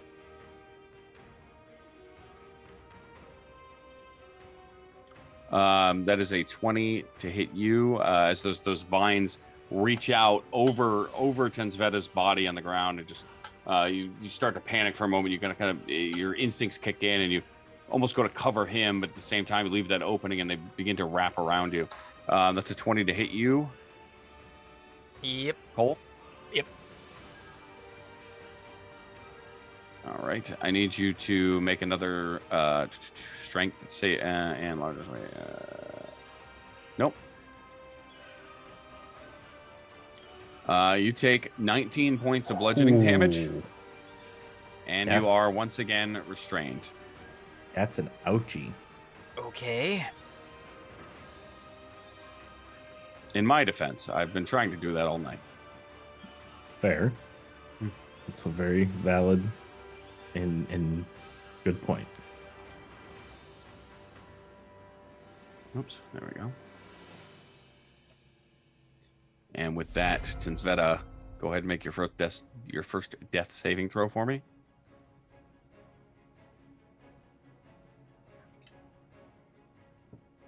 Take it. Let's see. Okay. Hey, success. 12. Durango. As the vines in the room begin to dissipate, you watch Ash rush up towards those stairs and sort of disappear on the edge of behind that staircase. Outside, you can still hear that sounds of like shrieking and what sounds like fighting. And Durango's gonna edge up to the door and take a peek out through. You said there was a section that had fallen away. He's gonna peek out the door and try and see what's going on. Yeah, it's difficult to see because of the fire. Go ahead and make a perception check for me. Another one. Durango is quite fire retardant. I'm not sure if that helps. See through It the is. It's fire. it skews the vision. Yeah. It's 8. Yeah. So you don't see much. Just sort of like dark shapes. You can see several of the larger. You see one of the needle blights sort of pass by your vision before it's just an arrow or something catches it and it just drops. All right. But I can see like that this line of sight for my token is accurate to what I can see. This collection of enemies. Let's see. I would say no. That one's gone. This would be here. Yeah. So if you want to start firing at some of these guys outside, you can. Sure. Yep. Playing that same riff as before and ending it off with a couple of stomps. Durango casts Shatter.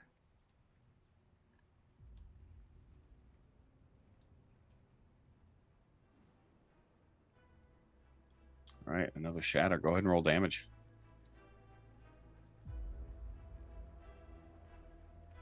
Fantastic. Ah, buddy.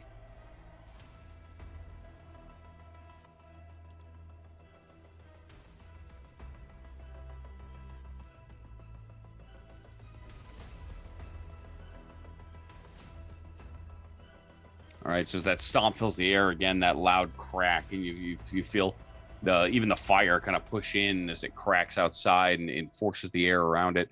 You believe again, it's tough to see exactly what the outcome was, but yeah, I don't know. You feel good about it. All right. And noticing that he is quite alone at this point, Durango is going to retreat into the building with his remaining movement. All right.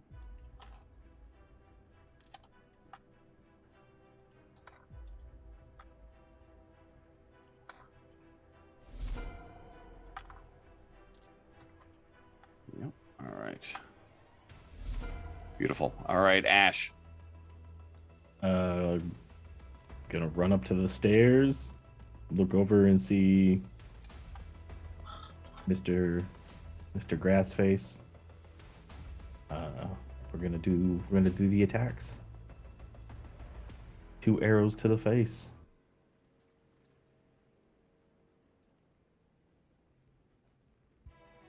Why did it do 2? Because What's so the the first roll one's a for 26. 26 hits. Okay. For 4 damage. And we're gonna do our second one. For a 15. 15 hits. For 5 damage. we solid rolls tonight, folks. Solid. Yeah, so you just knock 2 quick arrows and just fire. You can see there, it's tough to hit because the vine creature's sort of spread out as he is currently constricting around Cole, so that you catch 1 or 2. But it's still just kind of beginning to wrap around him. For kicks and grins, I'm gonna go ahead and second wind. Okay. For 11 points of healing. And that'll end my turn.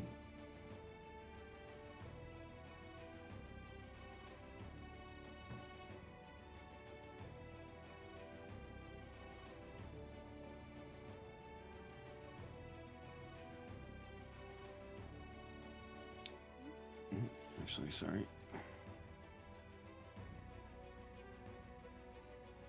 It's a 16, so it doesn't quite hit. But you can see from the other side of the door, another one of those druids appears this time, flame in hand, as she just fires a bolt, and it smacks against you, Cole. But a good chunk of it is actually taken in by the vines around you, and it kind of turns into a blessing in that moment. Somehow, I think we must have skipped you, Cole, but go ahead. All right. Still grasp onto the vines. I can't really move much, but I'm gonna grab this damn elf by his shirt and lift him up. And as I'm doing so, I'm gonna cast a Lay on Hands and pump out 25 hit points into him. Just turn around and point out the vine thing behind him. He just kind of like lazily looks over his shoulder. Oh. Hello. Get up.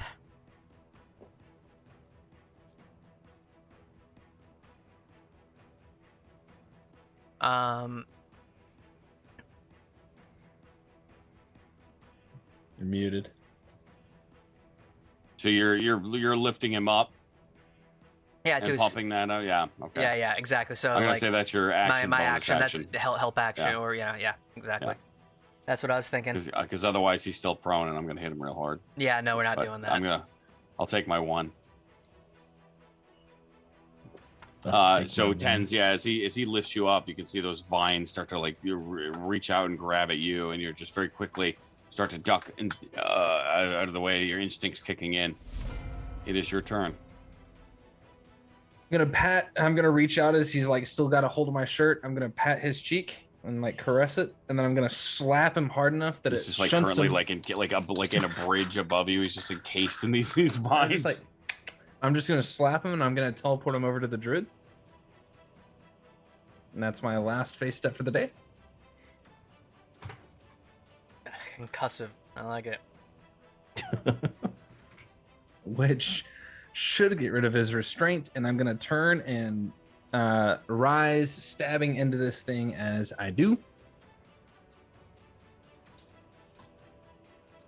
Normal.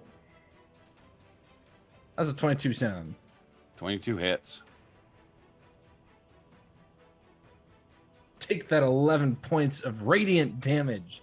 Sucker. Yeah, as you get up and you spin with that sun sword, that blazing light just cuts through like a beam, and just a quick strike before the pieces of it just begin to slide off of each other. Just that quick, clean, radiant strike. Nice. And then I'm going to use the other half of my movement to very jauntily move my way over to be behind Cole. All right, Durango. Yeah, Durango's gonna follow the sounds of the action. All right, so as you rush around, you rush around the stairs, and as you head upwards, you can see that last druid beginning to look panicked as she, is cornered on the edge of the banister there. Yeah, Durango's not gonna miss it on the fun. He starts blasting. Better late than never. I shouldn't say that. You had that epic shatter. Yeah.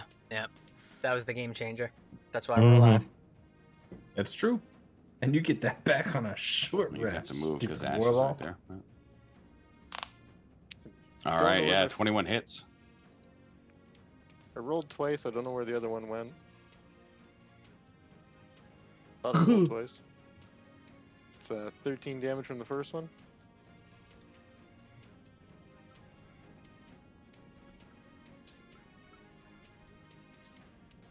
Twenty-one hits.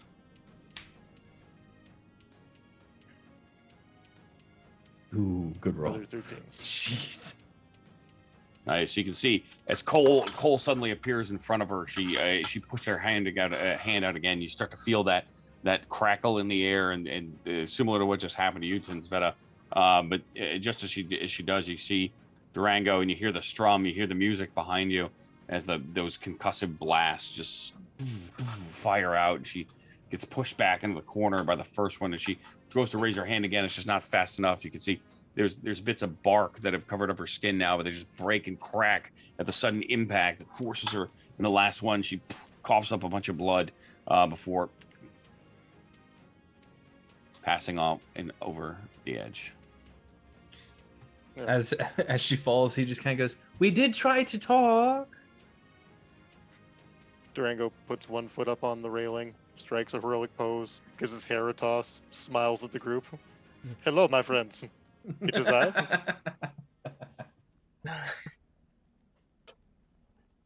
Right, and as the last bit of blood just escapes as she falls down into that corner, you begin to survey everything that has happened. The bits of brush and the smoke has sort of filled the room a bit. Outside now that things have quieted down, you hear a bit of shouting and shrieking, like birds flapping wings, and still looking out the windows, you can see that combat happening outside. But as inside quiets and the distillery is open to you, that's where we'll take our first break. So thank you, everybody, for sticking in there. Huge shout out. Thank you to the Raiders. Always love you guys. Thank you for popping in. Friend of the channel there. Live from the apocalypse. Live from the apocalypse. Thank you. We appreciate it. Appreciate you guys swinging by. Remember to spend your elf eggs wisely or unwisely. I don't really care. Either way, you can win stuff. Get a game tonight. We're giving away. What was it tonight, Ben? Tonight is Streets of Fury at EX. Streets of Fury. Winery of Fury, I guess. I don't know. Or of course, we're giving away we have our dragon. Get your entry into our Dragon Knight dice giveaway. All month long for February, we are giving away the Abraxia dice based off Abraxia from our Tuesday night games this month. So spend away, give us 10 minutes or so to collect our thoughts and pray to the gods of bad rolls that we are all still alive, and we'll see you in a few.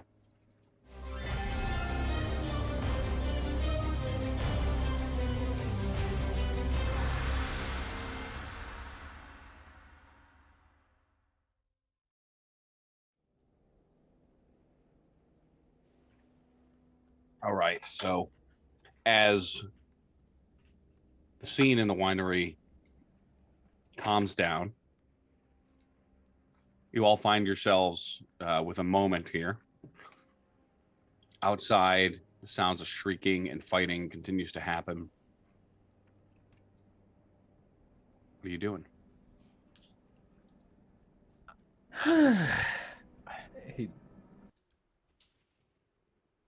Durango's wasting no time, knowing that they have company outside. He's getting everybody cleaned up with prestidigitation, getting everybody looking properly heroic. Yeah, snapping his fingers, clicking his tongue disapprovingly.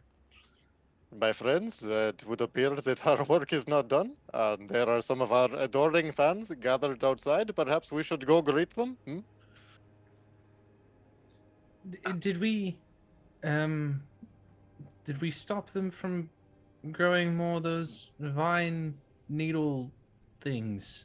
He pulls one of the smaller needles out of his neck. I don't even know. I only know what we just went through, and there was a field of them back out there. I wonder who showed us. I'm gonna look out the window. That Tens is standing next to kind of see if I can get a read on what's going on. Ash is gonna crouch down and do a once over of the druid that he's standing over, see if there's anything that he Yeah, I was can gonna link to say. what's going on. Make a perception check. Tens is gonna start digging through druids too. 10s, make an investigation check. 17. 7 or 8 rather. 23.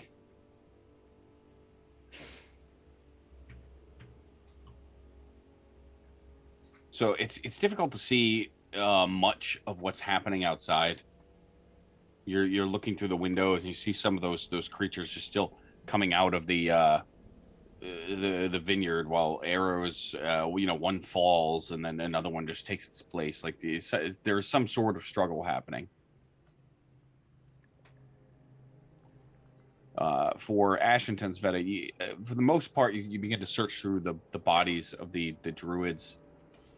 I'm sorry, Ash, you were also looking out the window, weren't you? No, I was looking through the druids, yeah. Okay, yeah. So you begin to look over the druids, and you find most of the items are insignificant. Totems, what you imagine are reagents for spells, things of that. They're wearing sort of very mishmashed hide robes, and these odd symbology that is fairly reminiscent of some of the symbols you saw around Barovia and at the Barovian gates. That crest that belongs to Strahd, but somehow twisted and more tree-like in its fashion. Tens. You, however, find something interesting. On one of the bodies, you find one of the quarterstaff, that gnarled staff. It sort of jumps out at you, different than the others.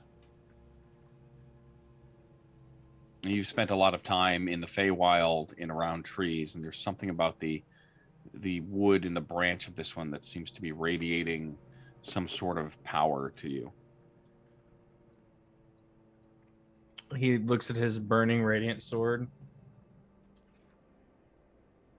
What do you think about that stuff?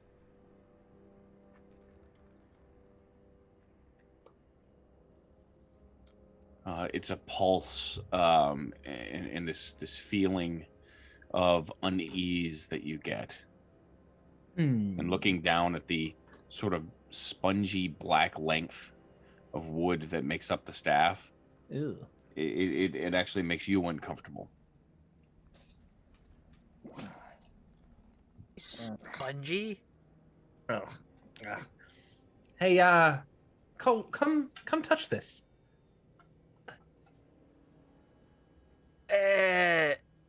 He's gonna walk over, and he's gonna look at the staff, and like as he kind of like bends down to look at it, he's just gonna backhand Tens in the face. You know I deserve that. I'll understand why you did it. Don't do it again. No promises. I'm just gonna go ahead and use detect magic on this John.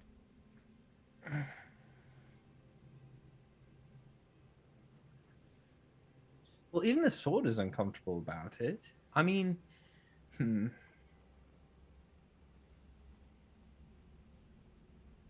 Are you casting that as a ritual or just I'm using spell slot. Okay. So as you cast a spell, it does illuminate. You know, it's almost tough because the sun sword itself gives off such a bright light, but the staff is, although uncomfortable to look at in its sort of twisted black knots of this weird, like porous, almost sponge-like looking black length of wood, like worm eaten. It is radiating magic.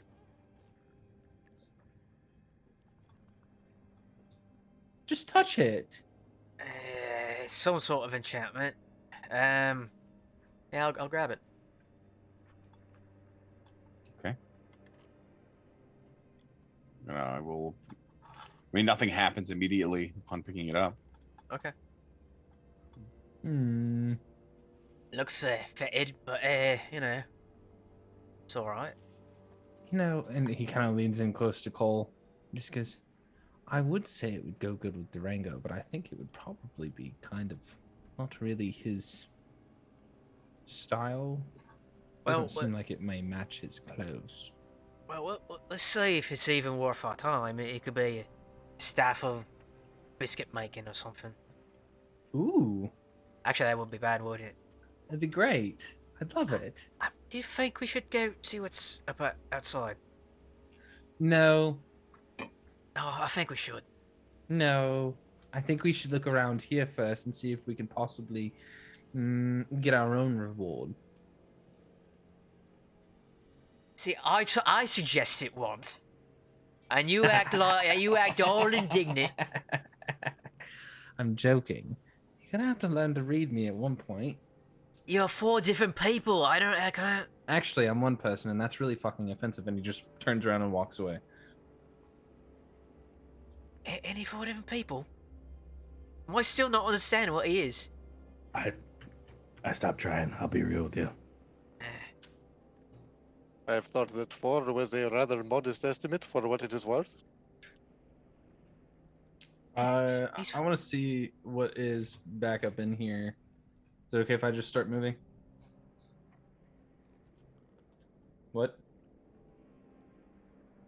Yes, go ahead. I'm sorry. Okay. I'm just gonna meander around. Found some stairs in a bedroom. I know why he's exploding. Perhaps, Mr. Cole, we should go with the daring acts of heroism. Hmm? Oh, I think so. I detect magic will be up on a 30-foot radius on me for the next 10 minutes. So, I'm gonna go and start heading towards the crowds with Durango, ready to accept the glory. But I'm keeping an eye out if anything else kind of flares up. Mr. Ash, will you join us, or shall you stay with Mr. Tens? He doesn't look so hot. I'll cover you guys from the window. Well, should you change your mind, my friend, you are most welcome. And he gives a bit of a wink as he says change, and turns to walk down the stairs. We're we really splitting the party again in a place where he rolled 32 initiatives twice. I mean, we killed him. Yeah, after I almost died. I am gonna kind of do double duty here, and I'm gonna start shooting what I can see of enemies out the window with my bow. The windows themselves are made of a thin sheet of glass, so it's not like you can crank them open. Okay, well, oops, something got broken in the fight. So you smash one of the windows, and you see several of those twig creatures just making their way out and just firing at them from the window. Okay. Can I see like what they're fighting? Like, I know there's a ruckus, but like who's doing what to who? Despite and looking at your perception check earlier, it's still difficult to make out anything that's fighting them. You just see, kind of similar to you, just see arrows kind of flying from different directions. Okay, I'm just gonna keep adding arrows to the fight and listening to see if Tens needs help. Okay, so as Ash and Cole, you two begin to rush back down the stairs, Tensveta. I'm just gonna check the doors as I'm going, see if any of them are locked. This room is actually, the door's ajar already. That's weird. He's just gonna peek in and get a quick lay of the land. Sure. It's a small chamber, right? Just this little area.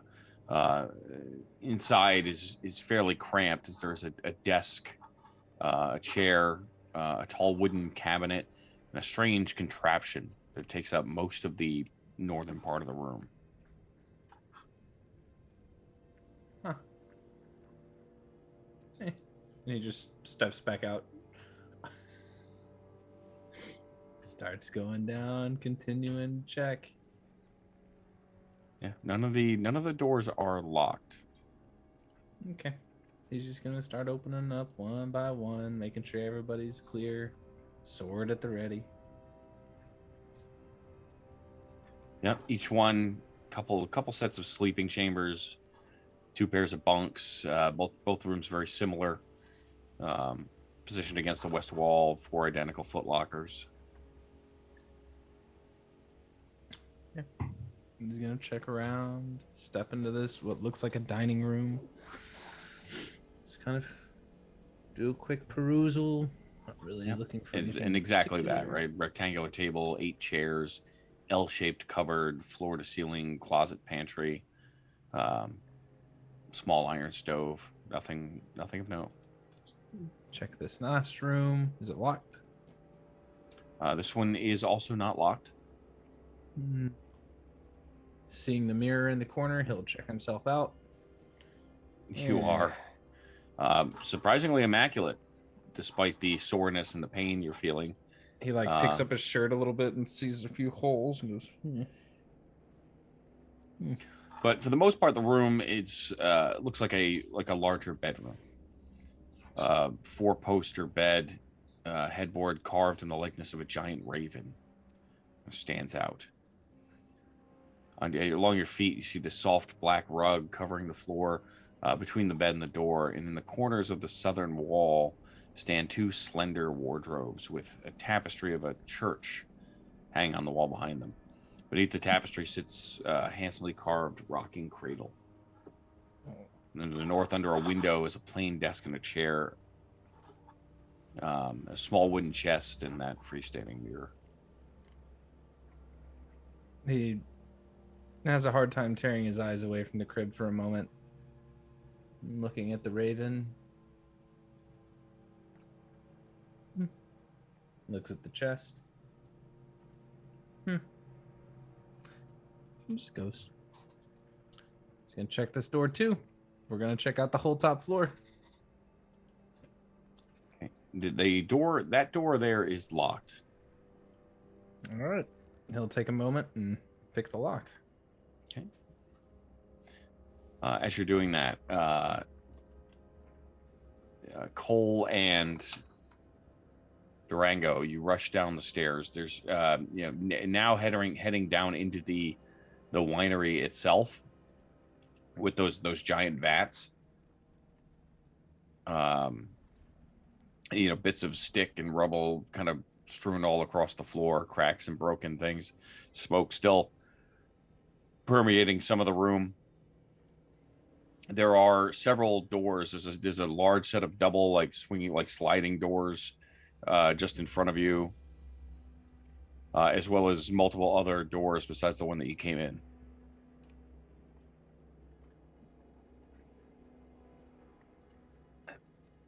Does one of them seem like more noises coming out of the other, or is there like a I don't know, lack of a better term, main entrance? I know this is sort of a side thing that we ended up in.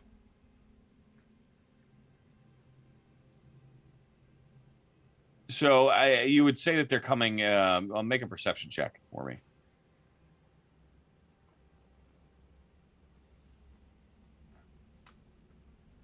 12. 12. So it would appear that the majority of the sound is coming from the southeast here.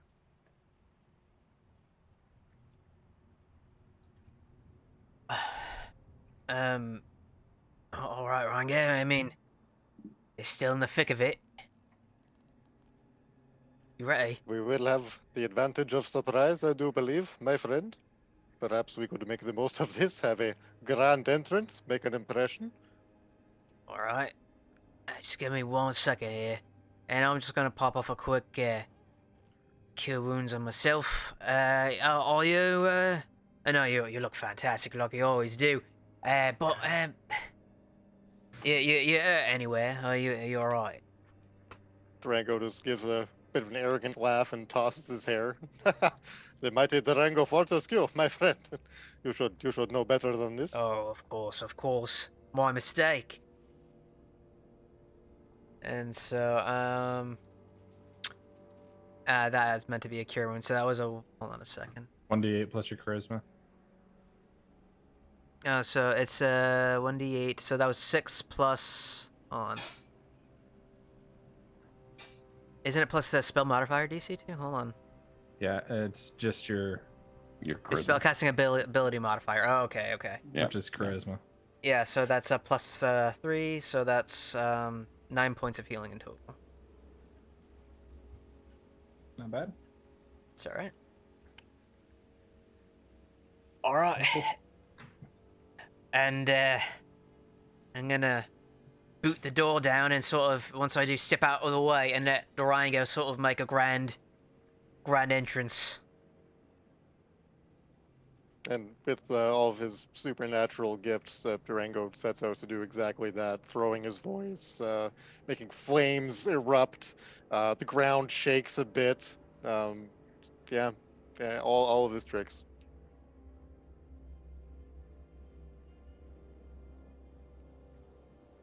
As you step out, through the flames, essentially, right? Yeah. You're going through that Absolutely. door. Yeah. Most of the fire has begun to die down as you just easily push through the broken door. Several of those twig blights are still standing there now, and even more kind of pushing their way out from the vines. Those spiny creatures walking unearthly and just firing those spines. You see 2 figures, and then a third. You recognize the 2 that you can see from the hilltop meeting. They appear to be the eldest son, one of the daughters, and then a third figure on the ground, being hunched over, while the other 2 are firing crossbows at these twig blights that are making their way towards them. However, as soon as you step out, Cole, they all stop and turn towards you. Hello. You can see 2 more arrows are fired into one that just drops right in front of you. But They just stand there. Yes, you are correct. Your eyes do not deceive you. This is brave Circle Mavvin and, of course, the great Durango Fortescue. Your reaction is quite appropriate. They reacting at all. The blights are just standing there. Do they seem like they're stunned, dazed, paralyzed?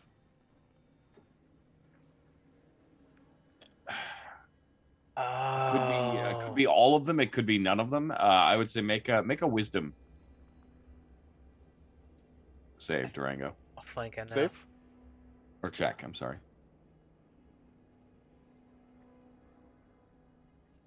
It's 19. 19. Yeah.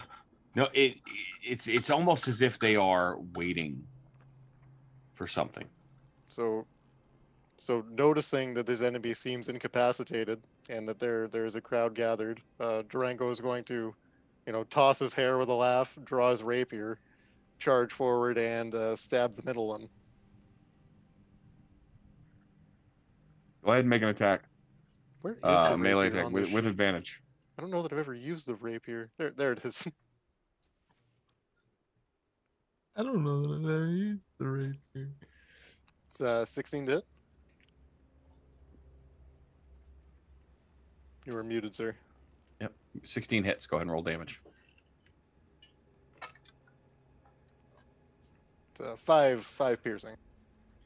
Yep. So the blight just stands there, staring down at you as you hack and slash into it. I'm gonna take this punky wood looking staff that I've been carrying around and hold on to it and just say, flee.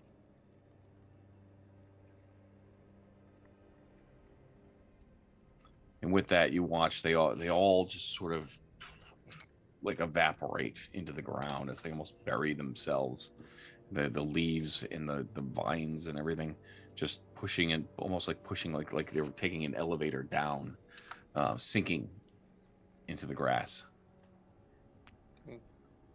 Durango makes a real show of laughing and flourishing and stabbing at them as they go to disappear, dodging mock blows like his life is still in peril. You're making a real good show of it. Walking forward. Good show, Durango. You showed him what for. Look at this powerful man. Do I see all this happening from the second story window? I'm gonna say with your vantage point, depending on where you're standing, you don't have a very good, clear picture of what's happening. So I don't know if you'd be able to make out much of that. I mean, it is broken, so you can hear the voices. We'll give you. Did I hear Cole say flee? Yes. All right. I'm not noticing there's no more. I'm gonna go join up with Tens, wherever he's at. Okay, 10. So very quickly and deftly you attack the lock, and it's not a difficult one. It breaks or opens pretty quickly under your trained fingers. Door swings open, and there's another small. You just see his head like peek sideways Tunnel, through the doorway. Before the rest of his body follows. He just kind of slowly makes his way around as he looks up and around and goes, I'm walking around the space, very Kevin McCulkey like, and just keeps going. Yep. Yeah, you walk into this other interesting space, right? Not something you'd see in a typical house. It's the room has a wooden floor with a 10-foot square hole cut into the middle of it. Looming over the hole is a wooden winch.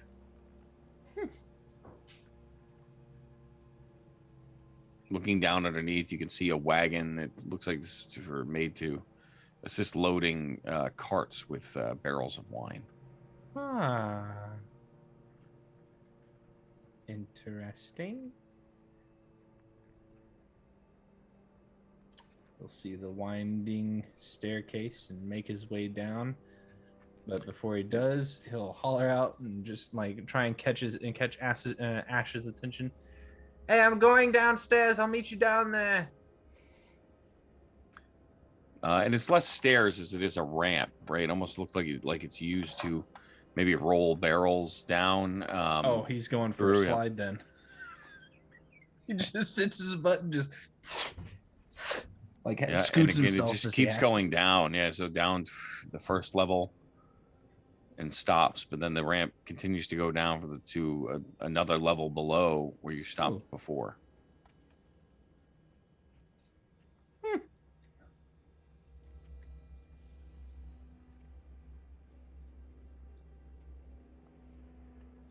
So I'm going down to the basement. I feel so safe. All by. I'm very roguish. And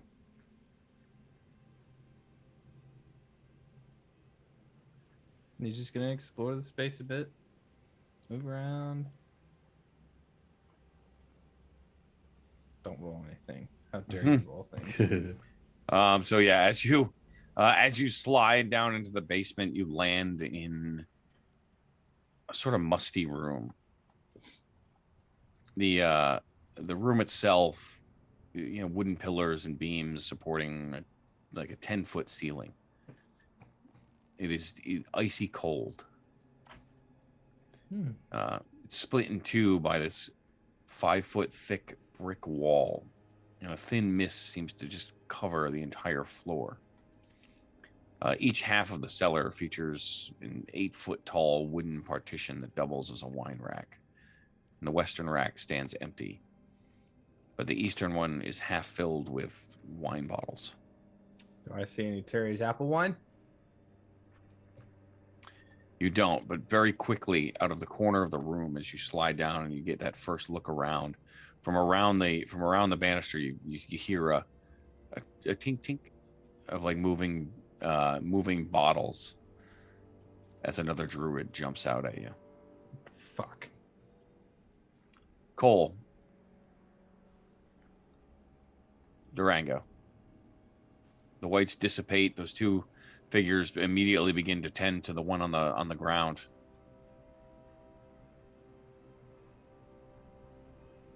What are you doing? I'm gonna walk over to the wounded one.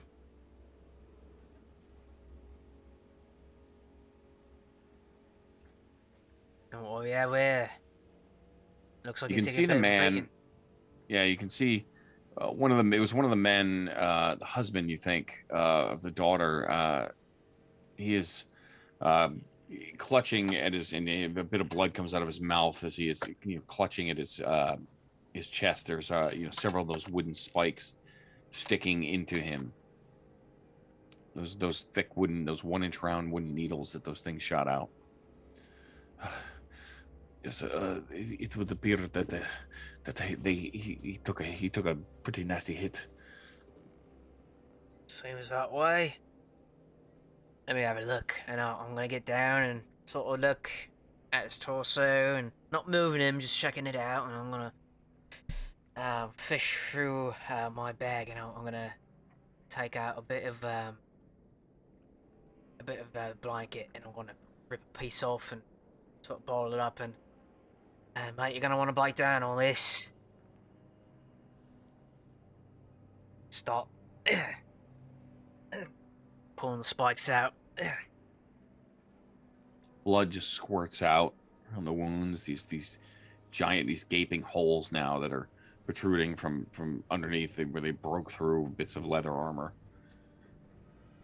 And You can watch the eyes just roll in the back of the head, and cast Cure Wounds. okay.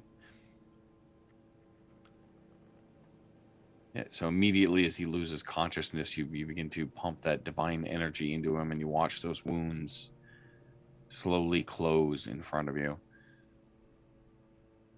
Putting your hand on the chest. Go ahead and make a medicine check as well for me.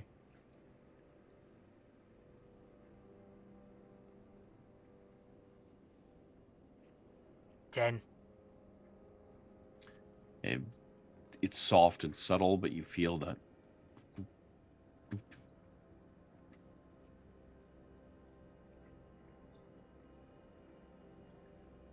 Well, thank you. It looks like he will be fine, but we should get him back. Did you get them all? Oh, we have the other two casing the place right now. It seemed quiet there. It should be fine. Yes, quite a lot of work for druids. How many you say? They look at one another. Oh, there were 4 the last time we counted. Oh, shit. So cold. What troubles you, my friend? Give us a moment, if you would. Oh, Rango, can I light you in the house, quick? But of course, my friend. But of course. And Durango turns to the 3 of them and gives a great flourishing bow. Your bravery is commendable, my friends, but in the future you should always seek the service of a professional. And with that, he turns and follows Cole into the winery. Ash. Leaving the window, you make your way back up to where you watched Tensveta disappear through. If I can get through all the dead bodies here. Are they still on your map? Yeah. There you go. Looking through the halls, you see the empty rooms in that hallway. Every door has been opened, but you don't see any sign of Tens. Did I hear him shout at all? He didn't shout. Oh, never mind. Well, besides the I'm going downstairs. Yeah, that part. Make a perception check. Perception is a thing that I can do. Nat 20 for a 25. What? Yeah, it was very faint, and to an untrained ear would have been impossible to hear through just the natural sounds of the building itself and the fact that he shouted it through walls and down hallways. It shouldn't have, again, it was very, very faint. But you did hear him say he was going downstairs. So behind you is a spiral staircase. Yeah, To the east, another staircase that seems to descend downstairs as well. Yeah, I'd probably go to this one and then start heading down. Okay. Man, we're so good at this. It's the characters who chose, buddy. I know. You descend the stairs. It's a small, thin staircase into a room filled with barrels.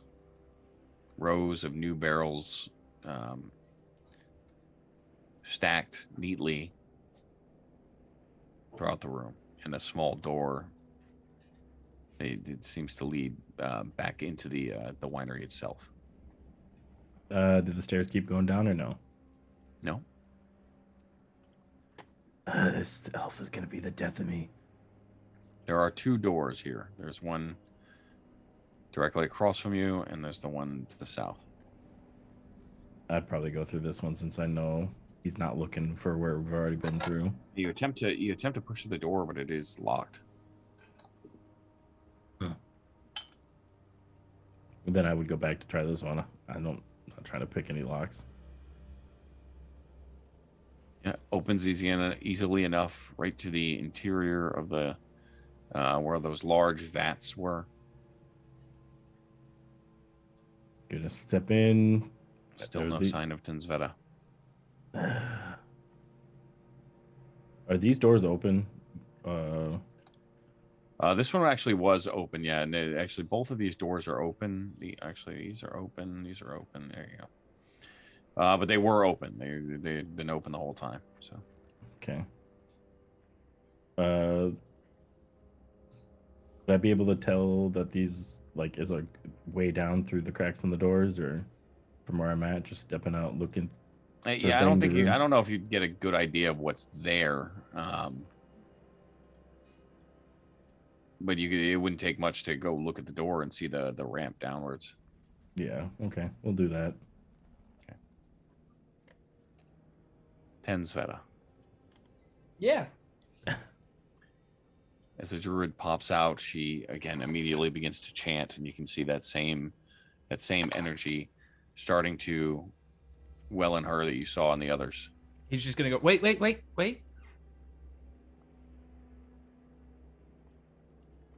She pauses for a moment. I don't know what it means. And he lets the blade go out down to where it's just the hilt.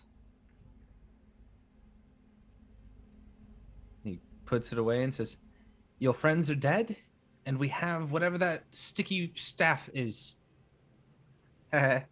Jokes. This means nothing to us. Death is a temporary state where we return to the earth. I can understand that. As you will find out soon enough.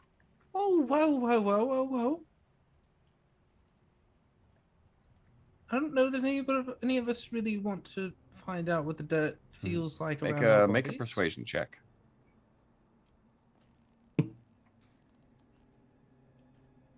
21. Okay. She pauses for a moment. I get it. I come from people who are big on nature. I get it. I understand that this is encroaching on your space. Whatever that may mean for you. And while that is true, perhaps we could speak about some semblance of symbiotic relationship between you and what's left here. Again, you're the only one left, I think. I killed 3 and took a weird spongy black staff. You can see this rage starts to suddenly wash over her face. Sorry, don't mean to upset you. I'm just being honest. I'm an honest person with people, usually. It doesn't matter. Even if we fail here, we will succeed. We will succeed with the ritual. What ritual? I like watching them. I'm very astute whenever it comes to You could have divine a arcane things. very front row seat. And Master Strahd would love to see you there. Okay. And with that, she reaches her hand out, and that lightning starts to crackle again. Go ahead and roll initiative, Sveta. There's no active combat encounter. Yeah, all right. Give me a moment. There No. we go. Oh my god. Look, I tried, okay? Master Strahd. Good. Yep, that reflects everything about him right now. Go ahead and make a Constitution saving throw as that thunder crack shatters the glasses around you. I'll take 14, Steve.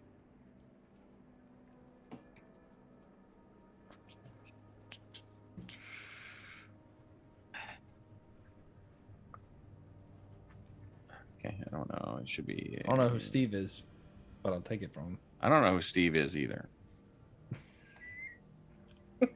I'm sure you'll be rolling initiative for him too soon enough. True. This is what I needed. Yeah. That's what Please I don't needed. die, because that was my last cure wound, and I don't think I have any Yeah. more healing. Yeah, 14 succeeds. As the spell goes off, and you've seen it happen a few times. The wine bottles now shatter and break. Most of them along that entire thing just begin to shoot glass, and wine is sprayed all over the floor. You take 5 points of damage, and you're sort of brace yourself against that back wall so you're not pushed back any further. Now that's a waste of wine. Life. What are you doing? I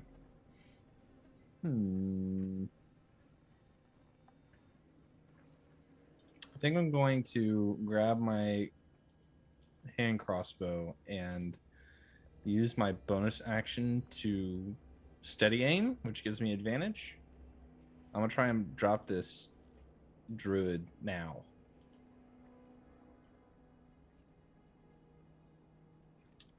$18 to hit. Muted. 18 hits.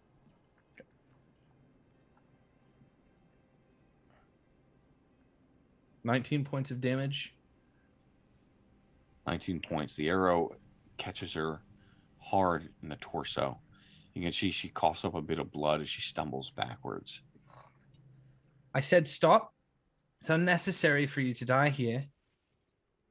That's his turn. He can't move whenever he steady aims.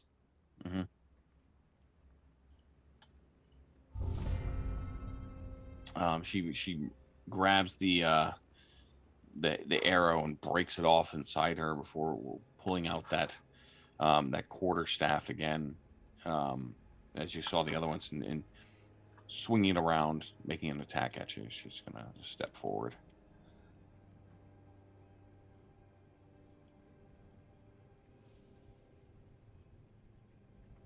Oops. This.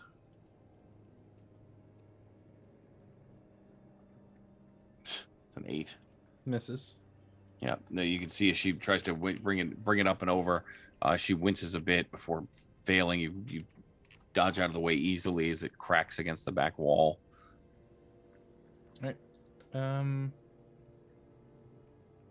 Is that her turn?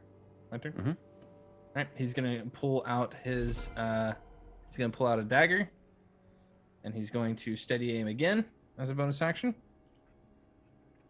That works on non-ranged? It says, as a bonus action, you give yourself advantage on your next attack roll on the current turn. Oh. Rogues who don't move are stonks. 22 to hit. 22 hits. And then the sneak attack for a grand total of 17 as he pulls that hand crossbow down to the ground, grabs a dagger from his boot that's long and lithe, and just goes to cut across her chest. Yeah, and it does. It just she collapses onto the ground. The blood from the open wound just mixing in with the broken wine and glass on the floor. It's a shame, really. And he's gonna spin the dagger in hand and then stab her in the chest one more time to like really kind of drive it in, twist the blade, pull it loose, clean the blade off, spin it around, stick it back into his boot, pick up his hand crossbow, reload it, put it in place. I'm gonna look her over real quick if I can. Yep. Cole, Durango, as you step into you rush back into the winery to have your one-on-one conversation. You see Ash over at the door looking around, and he's sort of looking towards this ramp, but looking kind of in both directions, if you will. So that should be open too. When suddenly there is that massive crack that seems to wreck the whole building, shakes a bit somewhere underneath you.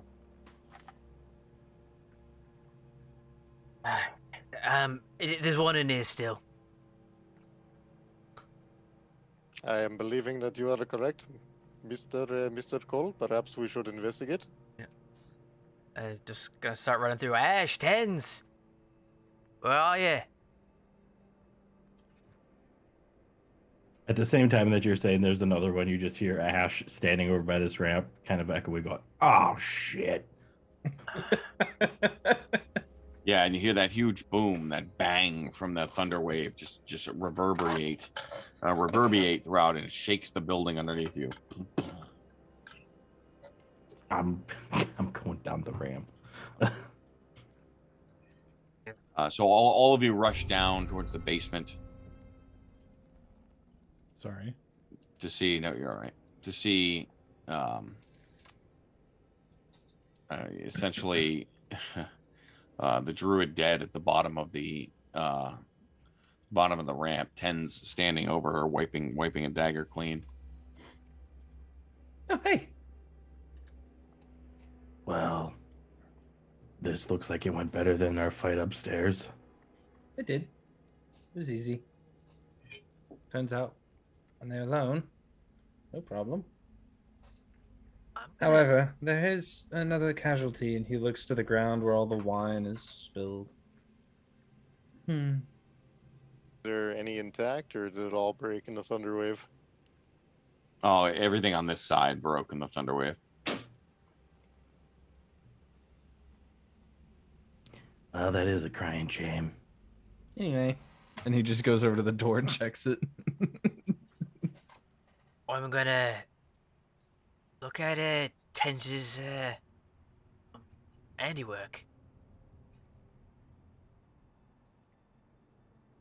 Yeah, she's got a broken bit of a crossbow bolt and a slice right across the midsection. Ash is gonna look through, gonna loot the body, see if he finds anything. He's still curious about what they were trying to do here. As he goes to check the door, he just says, so I guess they're trying to get a ritual saying that it's going to be successful. I don't know.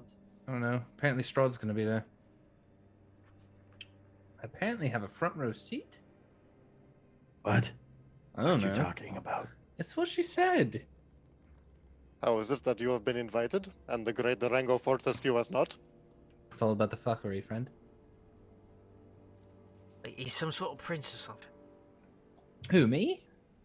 Yeah, ain't you Lord of Fuckery? That's a title you gave me. I know. That was good work. Did you twist the blade at the end there? He kind of stops checking the door for a moment and just... Yeah. And he goes back to checking the door.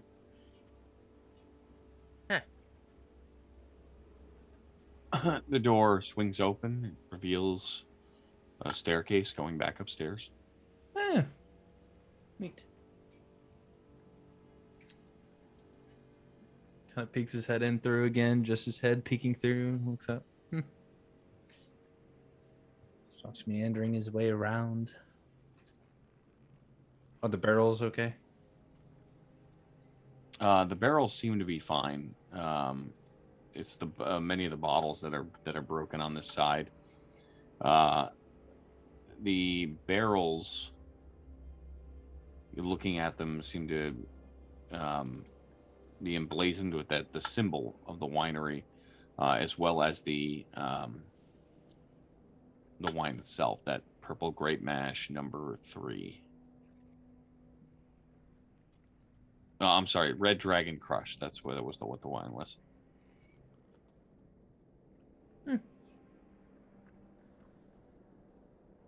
Gentlemen, I enjoy a dark basement full of broken glass as much as the next man. But perhaps we could go get our heroes welcome now? A Well- hot meal? I don't... Why was this one down here? Alone? Do I find anything on the one that I'm searching?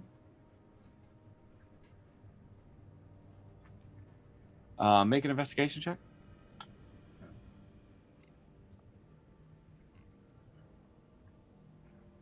$13. Most of what you find is again meaningless to you. Random totems. It seems like reagents. There's nothing standing out.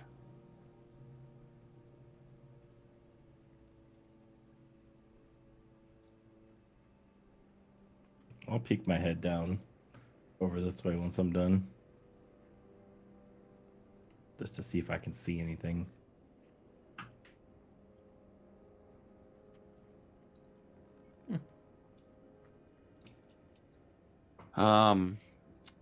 Yeah, I would say, and I'll give you between you and Tenzveta, kind of surveying the room. For the most part, the construction of the room itself is odd, but for the most part, it is rather mundane. Although it is cold, and as you walk past that section, that brick wall that sort of connects in the middle. You feel that cold draft, and the two of you just kind of look at each other. I'm gonna check that wall. Ash is gonna give a whistle to Cole and Durango.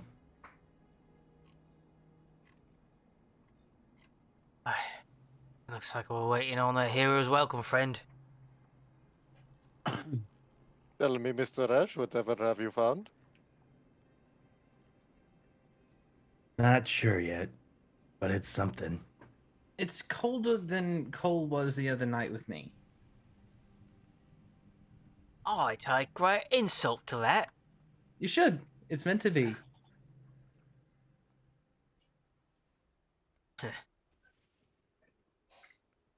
I'm gonna start kind of like doing like the look my finger, trying to find the wind, see if I feel like a breeze anywhere. Yeah, I'm just gonna like start feeling all along the bricks. Yeah, and right at that center wall junction, you feel that breeze. I'm gonna push on the wall. Make a strength check for me. I'll help him out.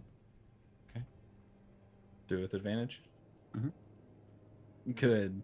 The 8 strength character doing this got an 8. He's just gonna.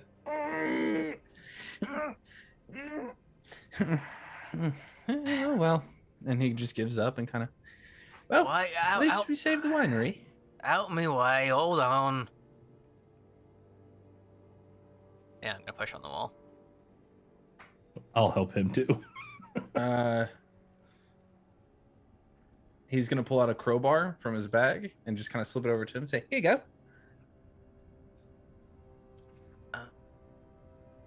All right. Yeah, so I'll try to find like an open edge in the brick or something, and pry at it.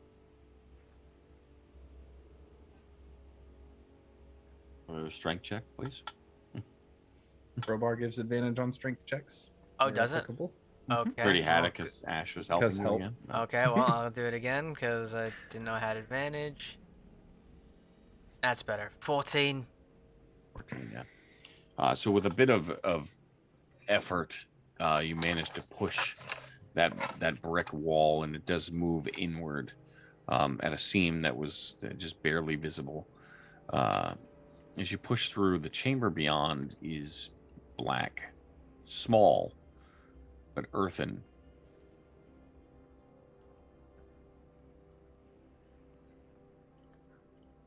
Turns out this Wizard of Wines was a wizard of construction as well. It didn't even make any sense. Doesn't have to. I think this is how the Druids got in. Probably. That's my thought. Unless they just came walking in with all of their little twig fuckers. Okay, just overwhelmed them with. Maybe. I'll get. I'm gonna take out. I've got a torch, so I'm gonna take it out and light it. I'll and light my sword as well. Give us a little bit more light. begin Sure. to walk in. So suddenly, yeah, and quickly as you light the torch, a blast of cold air just seems to funnel through this dark tunnel that stretches for maybe 15 feet, ending in an archway beyond which lies just a shallow cave. Looking around with torchlight, you can see that it looks like most of it is earthen, and while there's nothing immediately visible to you, it appears to be one of those you fashion in a way to keep the cellar cool, to help funnel in cold air into the brick itself. But growing all along the walls now in the parts of the cave are several patches of this thick brown mold.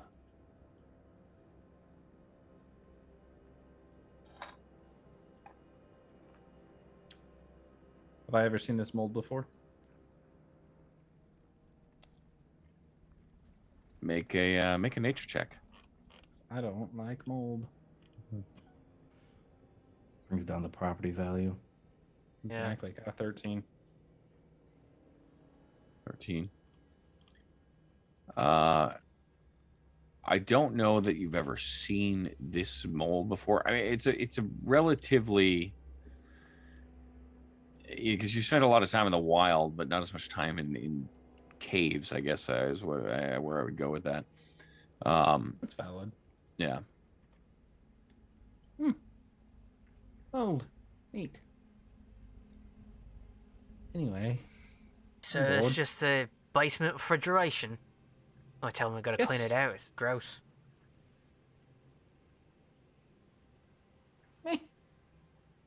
He turns around and like pushes on Ash's chest. Go. Other way. Other way. Nothing here. Listen, I don't have many good ideas. But if that one was down here for a reason, there's a hidden basement. Something. You said there's some talk about a curse of some ritual with Strahd. Didn't they say something about a ritual up top about somewhere on a hill? I don't know. People talk a lot. I don't necessarily listen. As we're on our way out, I've got the sensor that is normally used for like rituals and incense and that sort of thing. Can I scoop up a bit of this mold?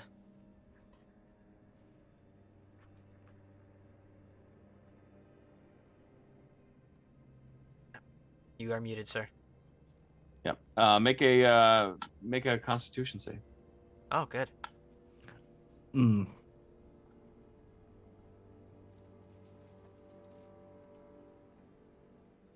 Mm. 13.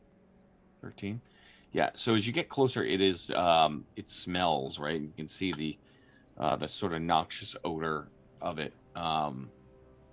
Just to kind of clog your lungs a bit, but yeah, you're able to scoop up some and put it in that censer. Sure.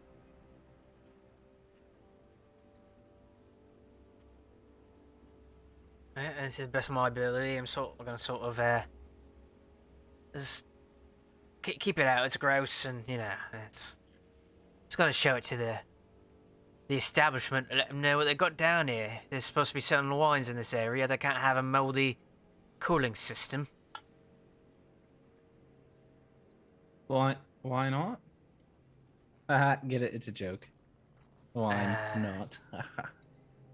I was just sorting on my work, and you're going through something like that. You ruin it. Mm-hmm.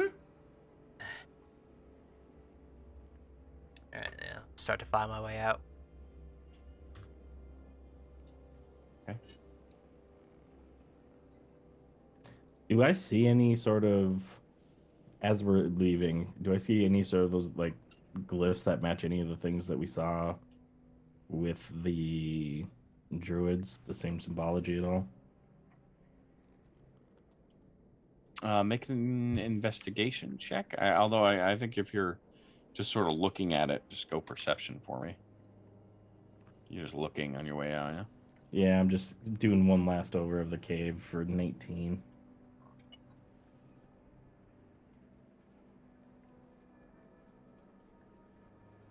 Yeah, nothing of the sort. Make a Constitution saving throw for me. Con save. Yeah.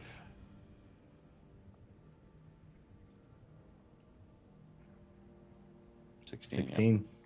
Yeah, you cover your mouth a little and cough as you give the walls one more good look over.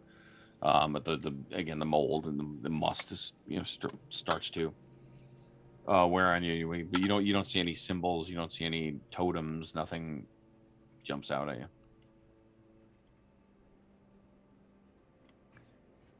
All right. And then just follow the great code Mavvin. That's right, follow me. Chest puffed up. As you make your way out, you can see that they've got Dag up on his feet outside, and he is there nursing the wounds. The older man now has joined the group, and seeing you, he smiles. It would look like you are the right people for the job, eh? You will find that it is no mistake that fate brought us to you here today. Well, I am glad to see that nobody was seriously injured, although your elven friend looks like he's seen better days. You might need a new shirt, coat, or something. I'll figure it out. About that, you're probably going to have some health code violations in there. Like dead bodies. Can't be good for the wine. Does Strahd have health code violation? Like a health code coterie or something? Strahd does not typically worry himself with the ongoings of a small winery such as ours, but he is the wine. We will have much work to do to get back on track. Thankfully, we had 3 barrels nearly prepared, so I did. How are they? You talking about the ones in your basement? No, the big vats on the floor. No. I'd run it through a filter. There might be some sticks or something in there. Yeah, it seems like they were like crawling out of it as if they were part of the barrel. It was weird. Didn't like it. Reminded me of home. Yes, quite disturbing, these Druids. And he looks... I'm sorry. You might want to add this to your list too, and I'm gonna just show him, like, just kind of pour a bit of that mold on the ground. From the basement, yes. We will, I will take care of it. I have a question, and I'm sorry if it's forward, but I didn't dig through your things. I went from room to room on the second floor just to make sure everything was cleared. Just to make sure there was nobody else up there hiding away, which is how I wound up in your basement. That's a whole nother story. By the way, the slide is fun, but I will say, I found it curious that what looked like the master bedroom had a custom-made four-poster bed with what looked like a raven for the headboard. His eyes narrow a little bit as he looks at you. You are not from Barovia, so you would not understand. Ravens are good luck. And in a business like ours, where we travel these dangerous roads often, and being a bit away from civilization, luck is always something we need. I guess that would explain our good luck coming in here, because we saw a lot of ravens on the way in. Whole assembly. Yes, they frequent around the No, vines. there were a lot of them. Like a lot. It was awkward, frankly. Well, you must be very lucky. Speaking of luck, did you happen to figure out what they came here for?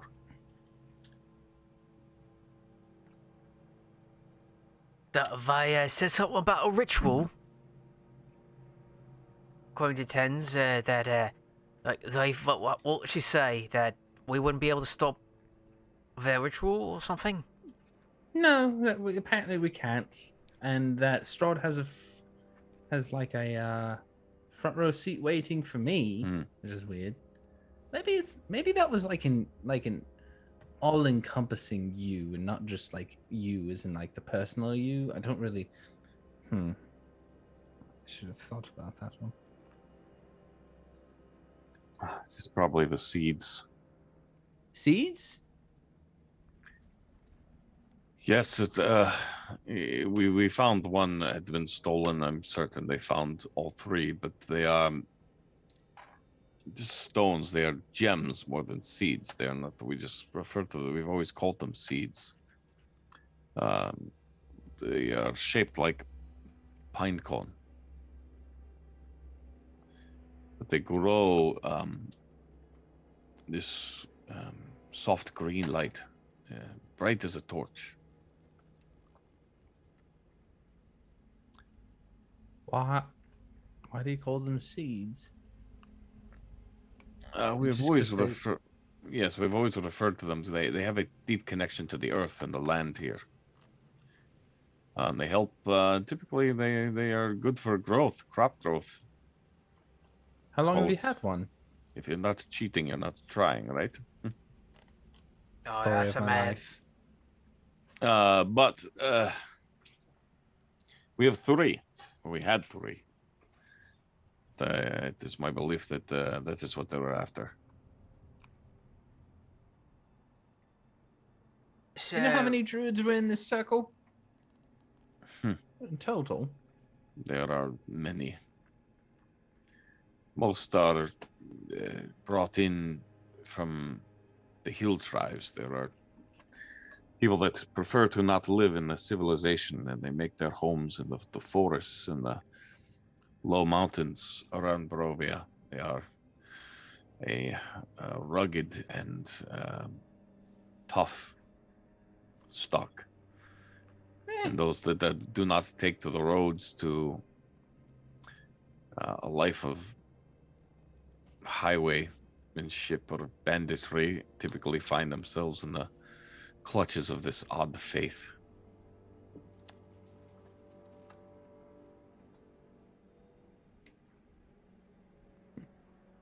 But if these seeds are being used, yes, if these seeds are being used in some sort of ritual, I would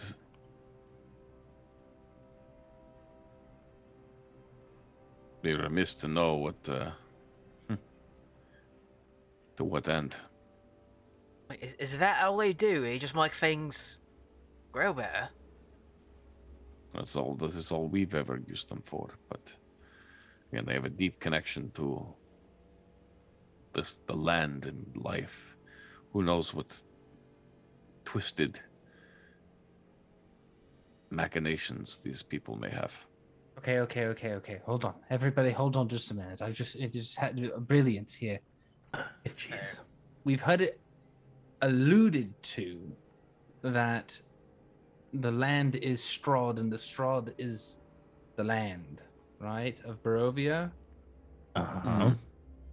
If these seeds are like to grow and give brilliant life, blah, blah, blah, blah, blah, but you don't know the entirety of it, who's to say that this isn't some sort of power conduit that would potentially make Strahd that much stronger? Just a thought. I don't actually know. It would make possible, sense that yeah. Strahd would be there. It is possible, yes. And it could also be that they are a remnant. As you've seen, there are several bits of pieces still not corrupted by Strahd's evil curse. Perhaps any chance he can get to corrupt these sources of power for himself is, to your point, deepening that connection, making him stronger. One less thing to stand against him. It might behoove you to let someone maybe remove those from the equation. They know you're here, and they know you have the seeds. Yeah, but if Strahd has a front row seat, that sounds. I don't know that we're ready for that. I think we're on Strahd's radar anyway, mate.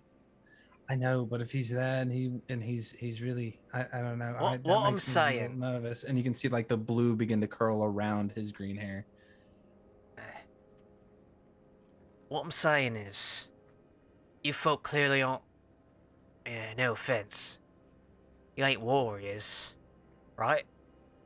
You're wine growers. Right.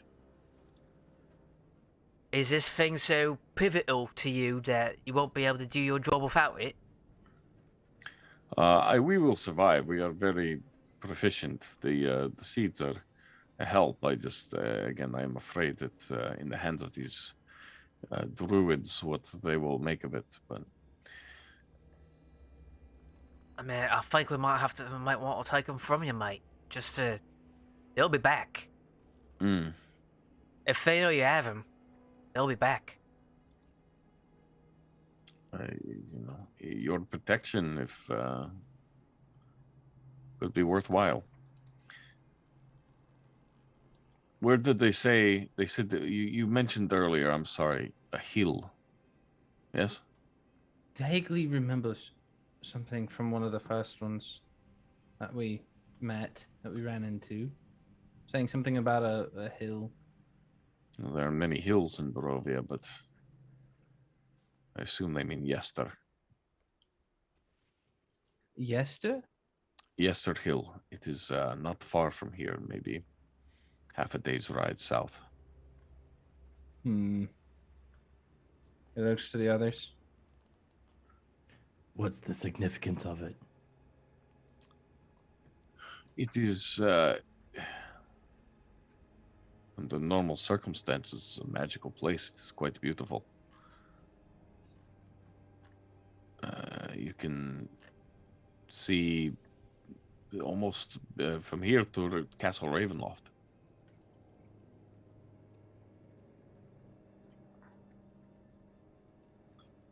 But it is one of these places for these druids that I think they consider like a circle, a place of power. you know. It's also important to these mountain folk.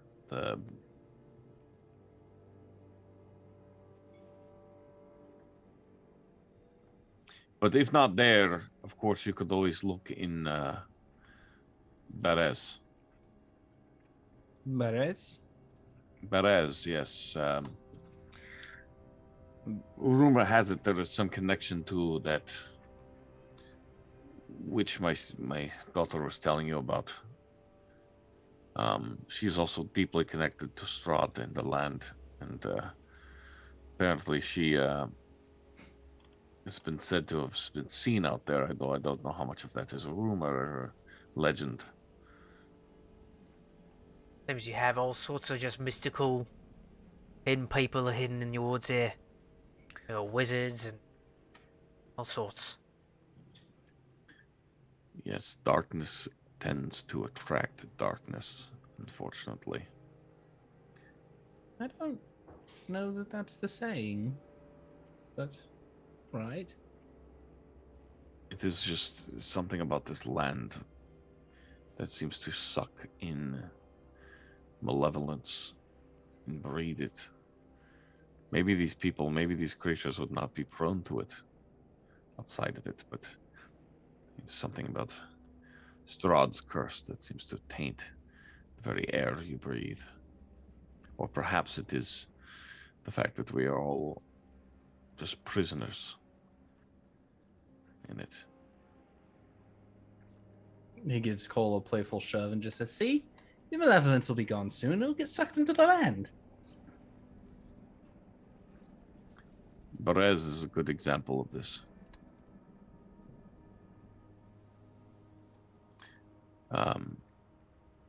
It was a city once. Oh, I thought he was saying it was a person. It's a city. Berez, yes. It was. It's not any longer, but it was once upon a time. What happened to it? Nobody is certain.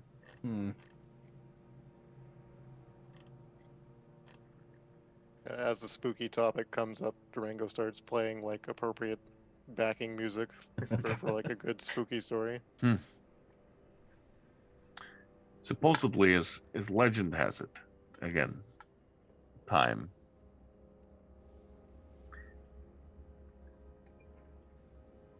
Once there was a young lady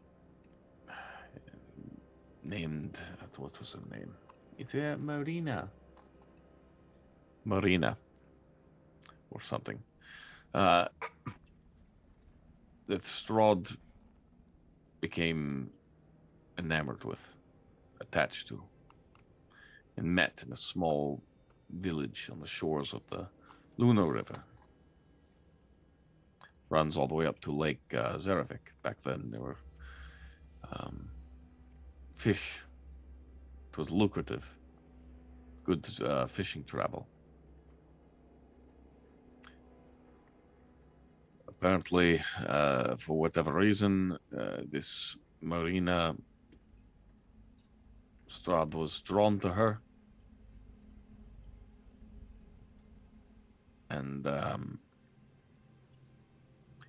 some point in the dead of night, he seduced her, feasted on her. But just before she could turn, the Burgomeister of Berez, Ulrich, I think was the name, with the aid of one of the priests, killed the girl to save her.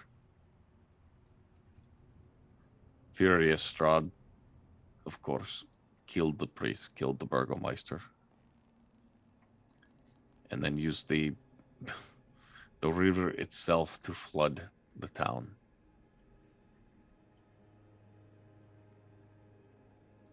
He like moved it.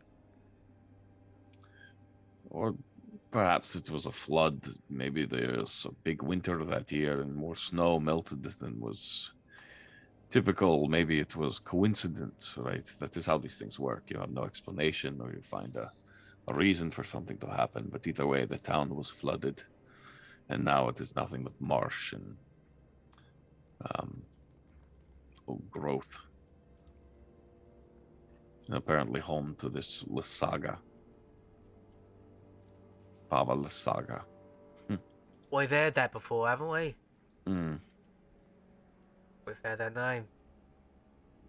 Yeah, some lich. I'm sorry, not lich, witch.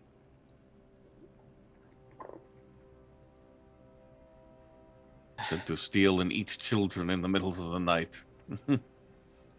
A story we tell to the young ones when they do not do their chores. Do you know where this Baba Lysaga lives in said marsh? Somewhere in the ruins of that town, but if anyone has information on the seeds, it would be her.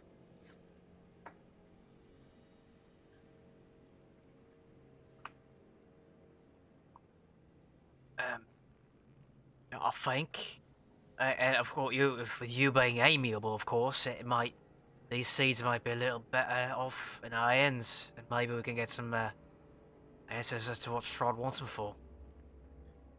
It would be better in any hands other than the ones they are currently in, so I would implore you to do whatever you can to find them.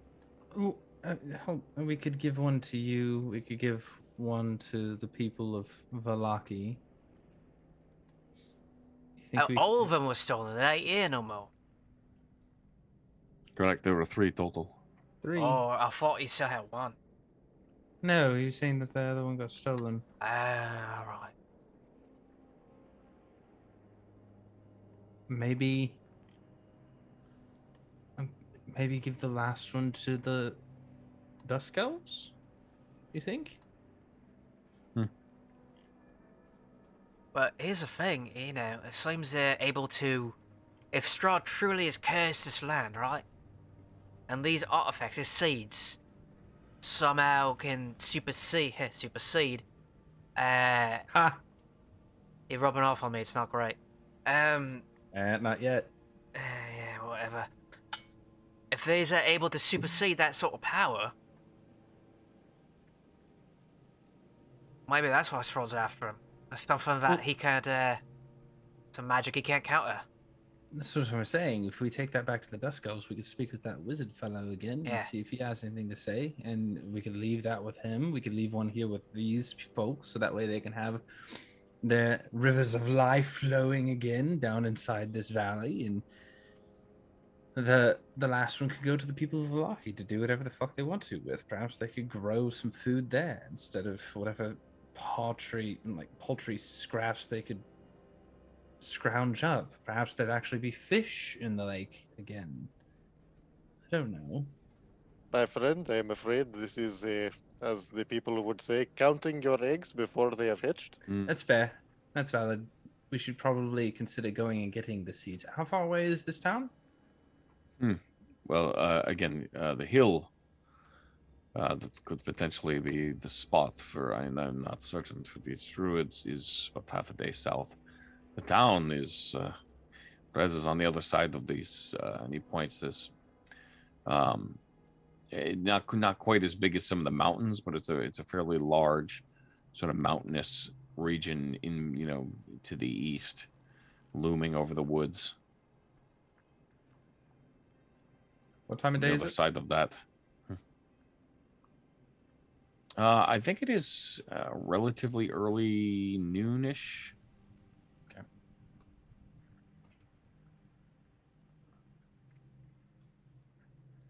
Of course, we will have to. We have much work to do here to get back on track and get your wine delivered to Danica, of course.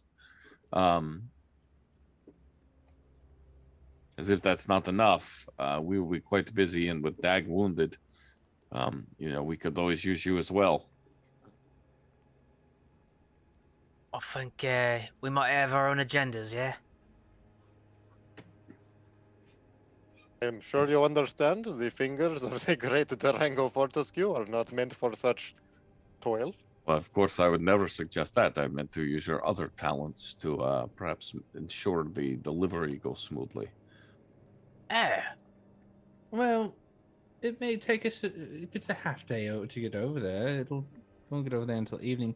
I'm a little tired out from today's excursion.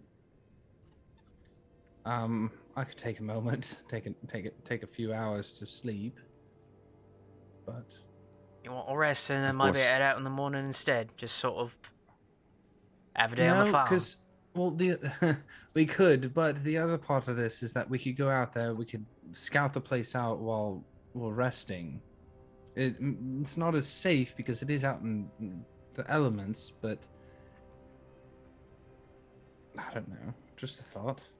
Mr. Tens, do not take this too harshly, but I do believe I have followed you into unsure situations enough for one day. We have much to celebrate. We have much to recover from. Perhaps we should count our blessings, Enjoy a hot meal, some wine. I don't know. Yeah, I'm kind of with Durango on this one. Let's All take the spot while we got it. If we It's so decide we want to excited. go scout. He's so excited to take us into danger, but once we are victorious from danger, you ain't want to celebrate. What's wrong with you? Because there's more danger to Mate, there's always more danger. That's why you celebrate in between, or else when you're celebrating. Never. Yeah, but it sounded fairly urgent. They felt she sounded very, very confident that it was going to be completed. As if it was already there, getting started. I don't know how long this ritual's gonna last. Most rituals are only like a minute, 10 minutes, 30 minutes, an hour. You know? Just a Mate. thought. Mate, if it was that urgent, it's gonna take us a day and a half to get anywhere anyway. I thought it was a half a day to get over to this hill. Was it half a day or a day and a half? Oh, fuck. Just a half a day. It's not. It's not long. That's not so bad. Durango laughs. Mr. Tens, half a day is enough time for you to change your mind on this matter 4, 5 times? Okay, well, you don't have to be rude about it, and my mind is not going to change. My attitude about it will change, but my mind will not. So, I'm a bit tuckered out from all that. Alright. As am I. So is Rango, so is Ash. We So would I'm not saying be go able to out stop. there and at least look. We ain't stopping no rituals today, mate.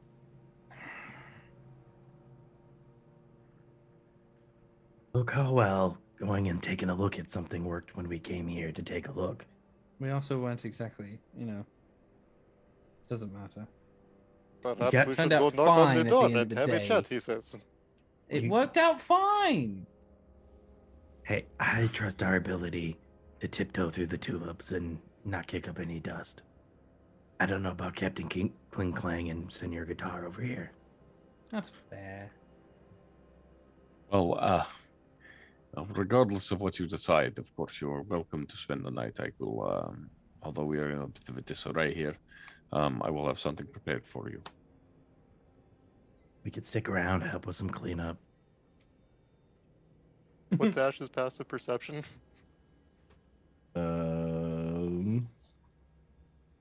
What is my passive?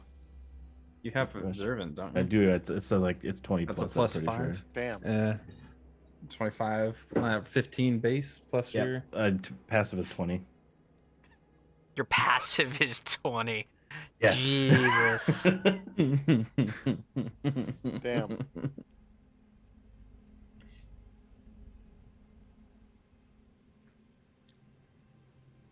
As the old man smiles, and one of the girls comes up and grabs him, and yes, again, please let me know what you decide. And he turns around and begins to walk into the, back towards the winery. Before he gets away from me, I'm gonna pop detect thoughts. Immediately, the surface level thoughts are Oh no, I'm around. digging.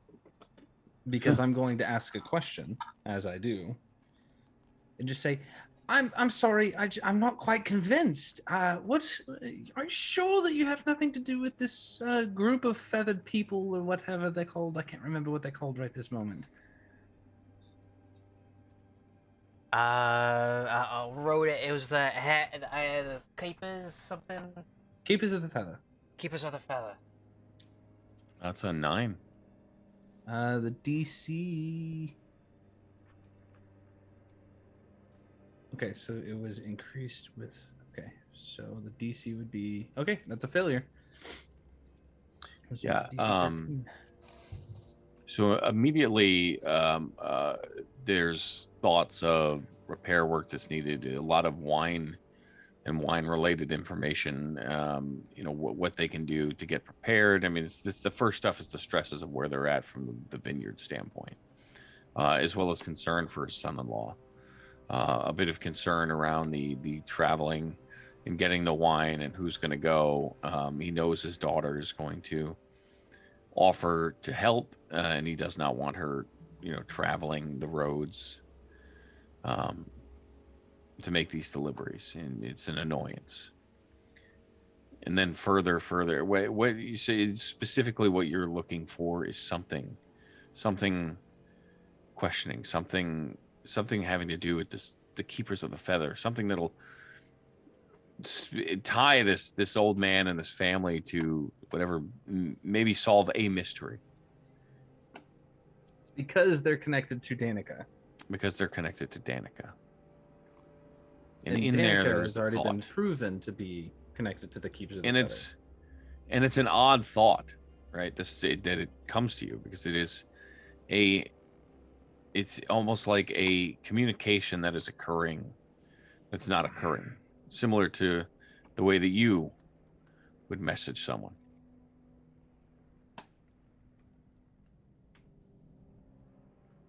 And looking around, you see the message and you hear it. And it's as if it's for Danica. And somewhere in the distance, sitting on a fence post, you watch as two ravens caw in response and lift into the air.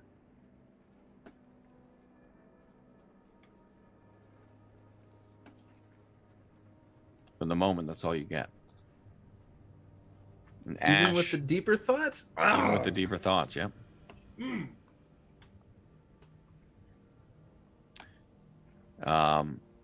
Ash, as he's kind of probing in mentally, your eyes sort of drift downhill towards that dirt road that continues to meander south at the edge of the vineyard. And your eyes, well trained and better than most, see a figure, dark, cloak pulled over their head, on this massive black horse. As the horse snorts, a bit of smoke, ash seem to fill the nostrils and permeate outwards. The eyes of this massive black steed burn red as it just sort of stares. And you blink and the figure is gone. And that's where we'll pick up next week. So thank you everybody for joining us for this another fun-filled episode of Curse of Strahd. Hey, they made it again. We made it through episode 13. God. Which is a feat of its own. Oh man. Oof, I'm so glad those guys were easy enough to beat because just swarm tactics, man. That's swarmers. But anyways, you guys handled it well. And I thought it was really well done. So nice work there. Despite the fact that we charged in, it all worked out in the end, right, Tens? Yeah. Totally. So, if you guys enjoy playing Dungeons and Dragons and want to be able to play online with your friends the way that we do, check out Foundry. It is the virtual tabletop platform we use. They sponsor the show. Thank you so much for that. And of course, to run them and host them, check out the Forge. Forge-vtt.com is where it's at for Foundry hosting. With that, Ryan, do we have a dice giveaway this evening? I mean, not dice giveaway, a game giveaway? Let's spin to find out. Well, he does that. Ben, can you roll me a d20? Big money. Oh, there's that crit I was fishing for all night. Yeah. That's a 20. All right. Nice. And Going deep. Baby Cakes is the winner of tonight's Steam game giveaway. And we'll get that over to you as soon as we can. And Nice. Congratulations, Baby Cakes. And then let's see. We gotta go over here and count Gotta 20 go down. 20. Gotta go deep into the coffers. 2, 3, 5. The deep thoughts. We're going into the deep thoughts. I dug for it. Dang it. We're going into a Pathfinder game, apparently. Vicious Lull for Mythgate, Revenge of the Black Sea finale. Well, let's Interesting. go. Let's hope we go catch them flat-footed. Thank you guys so much for being here. There's like 3 people that are gonna get that. Let's go. Let's go. Be loud. Let's make some friends. And we don't have a Sinner's Dream game this week. Nope.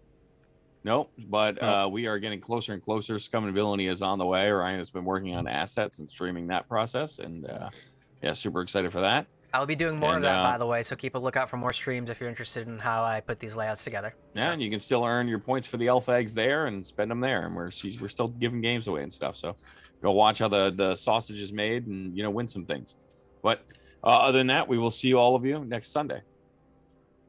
Bye.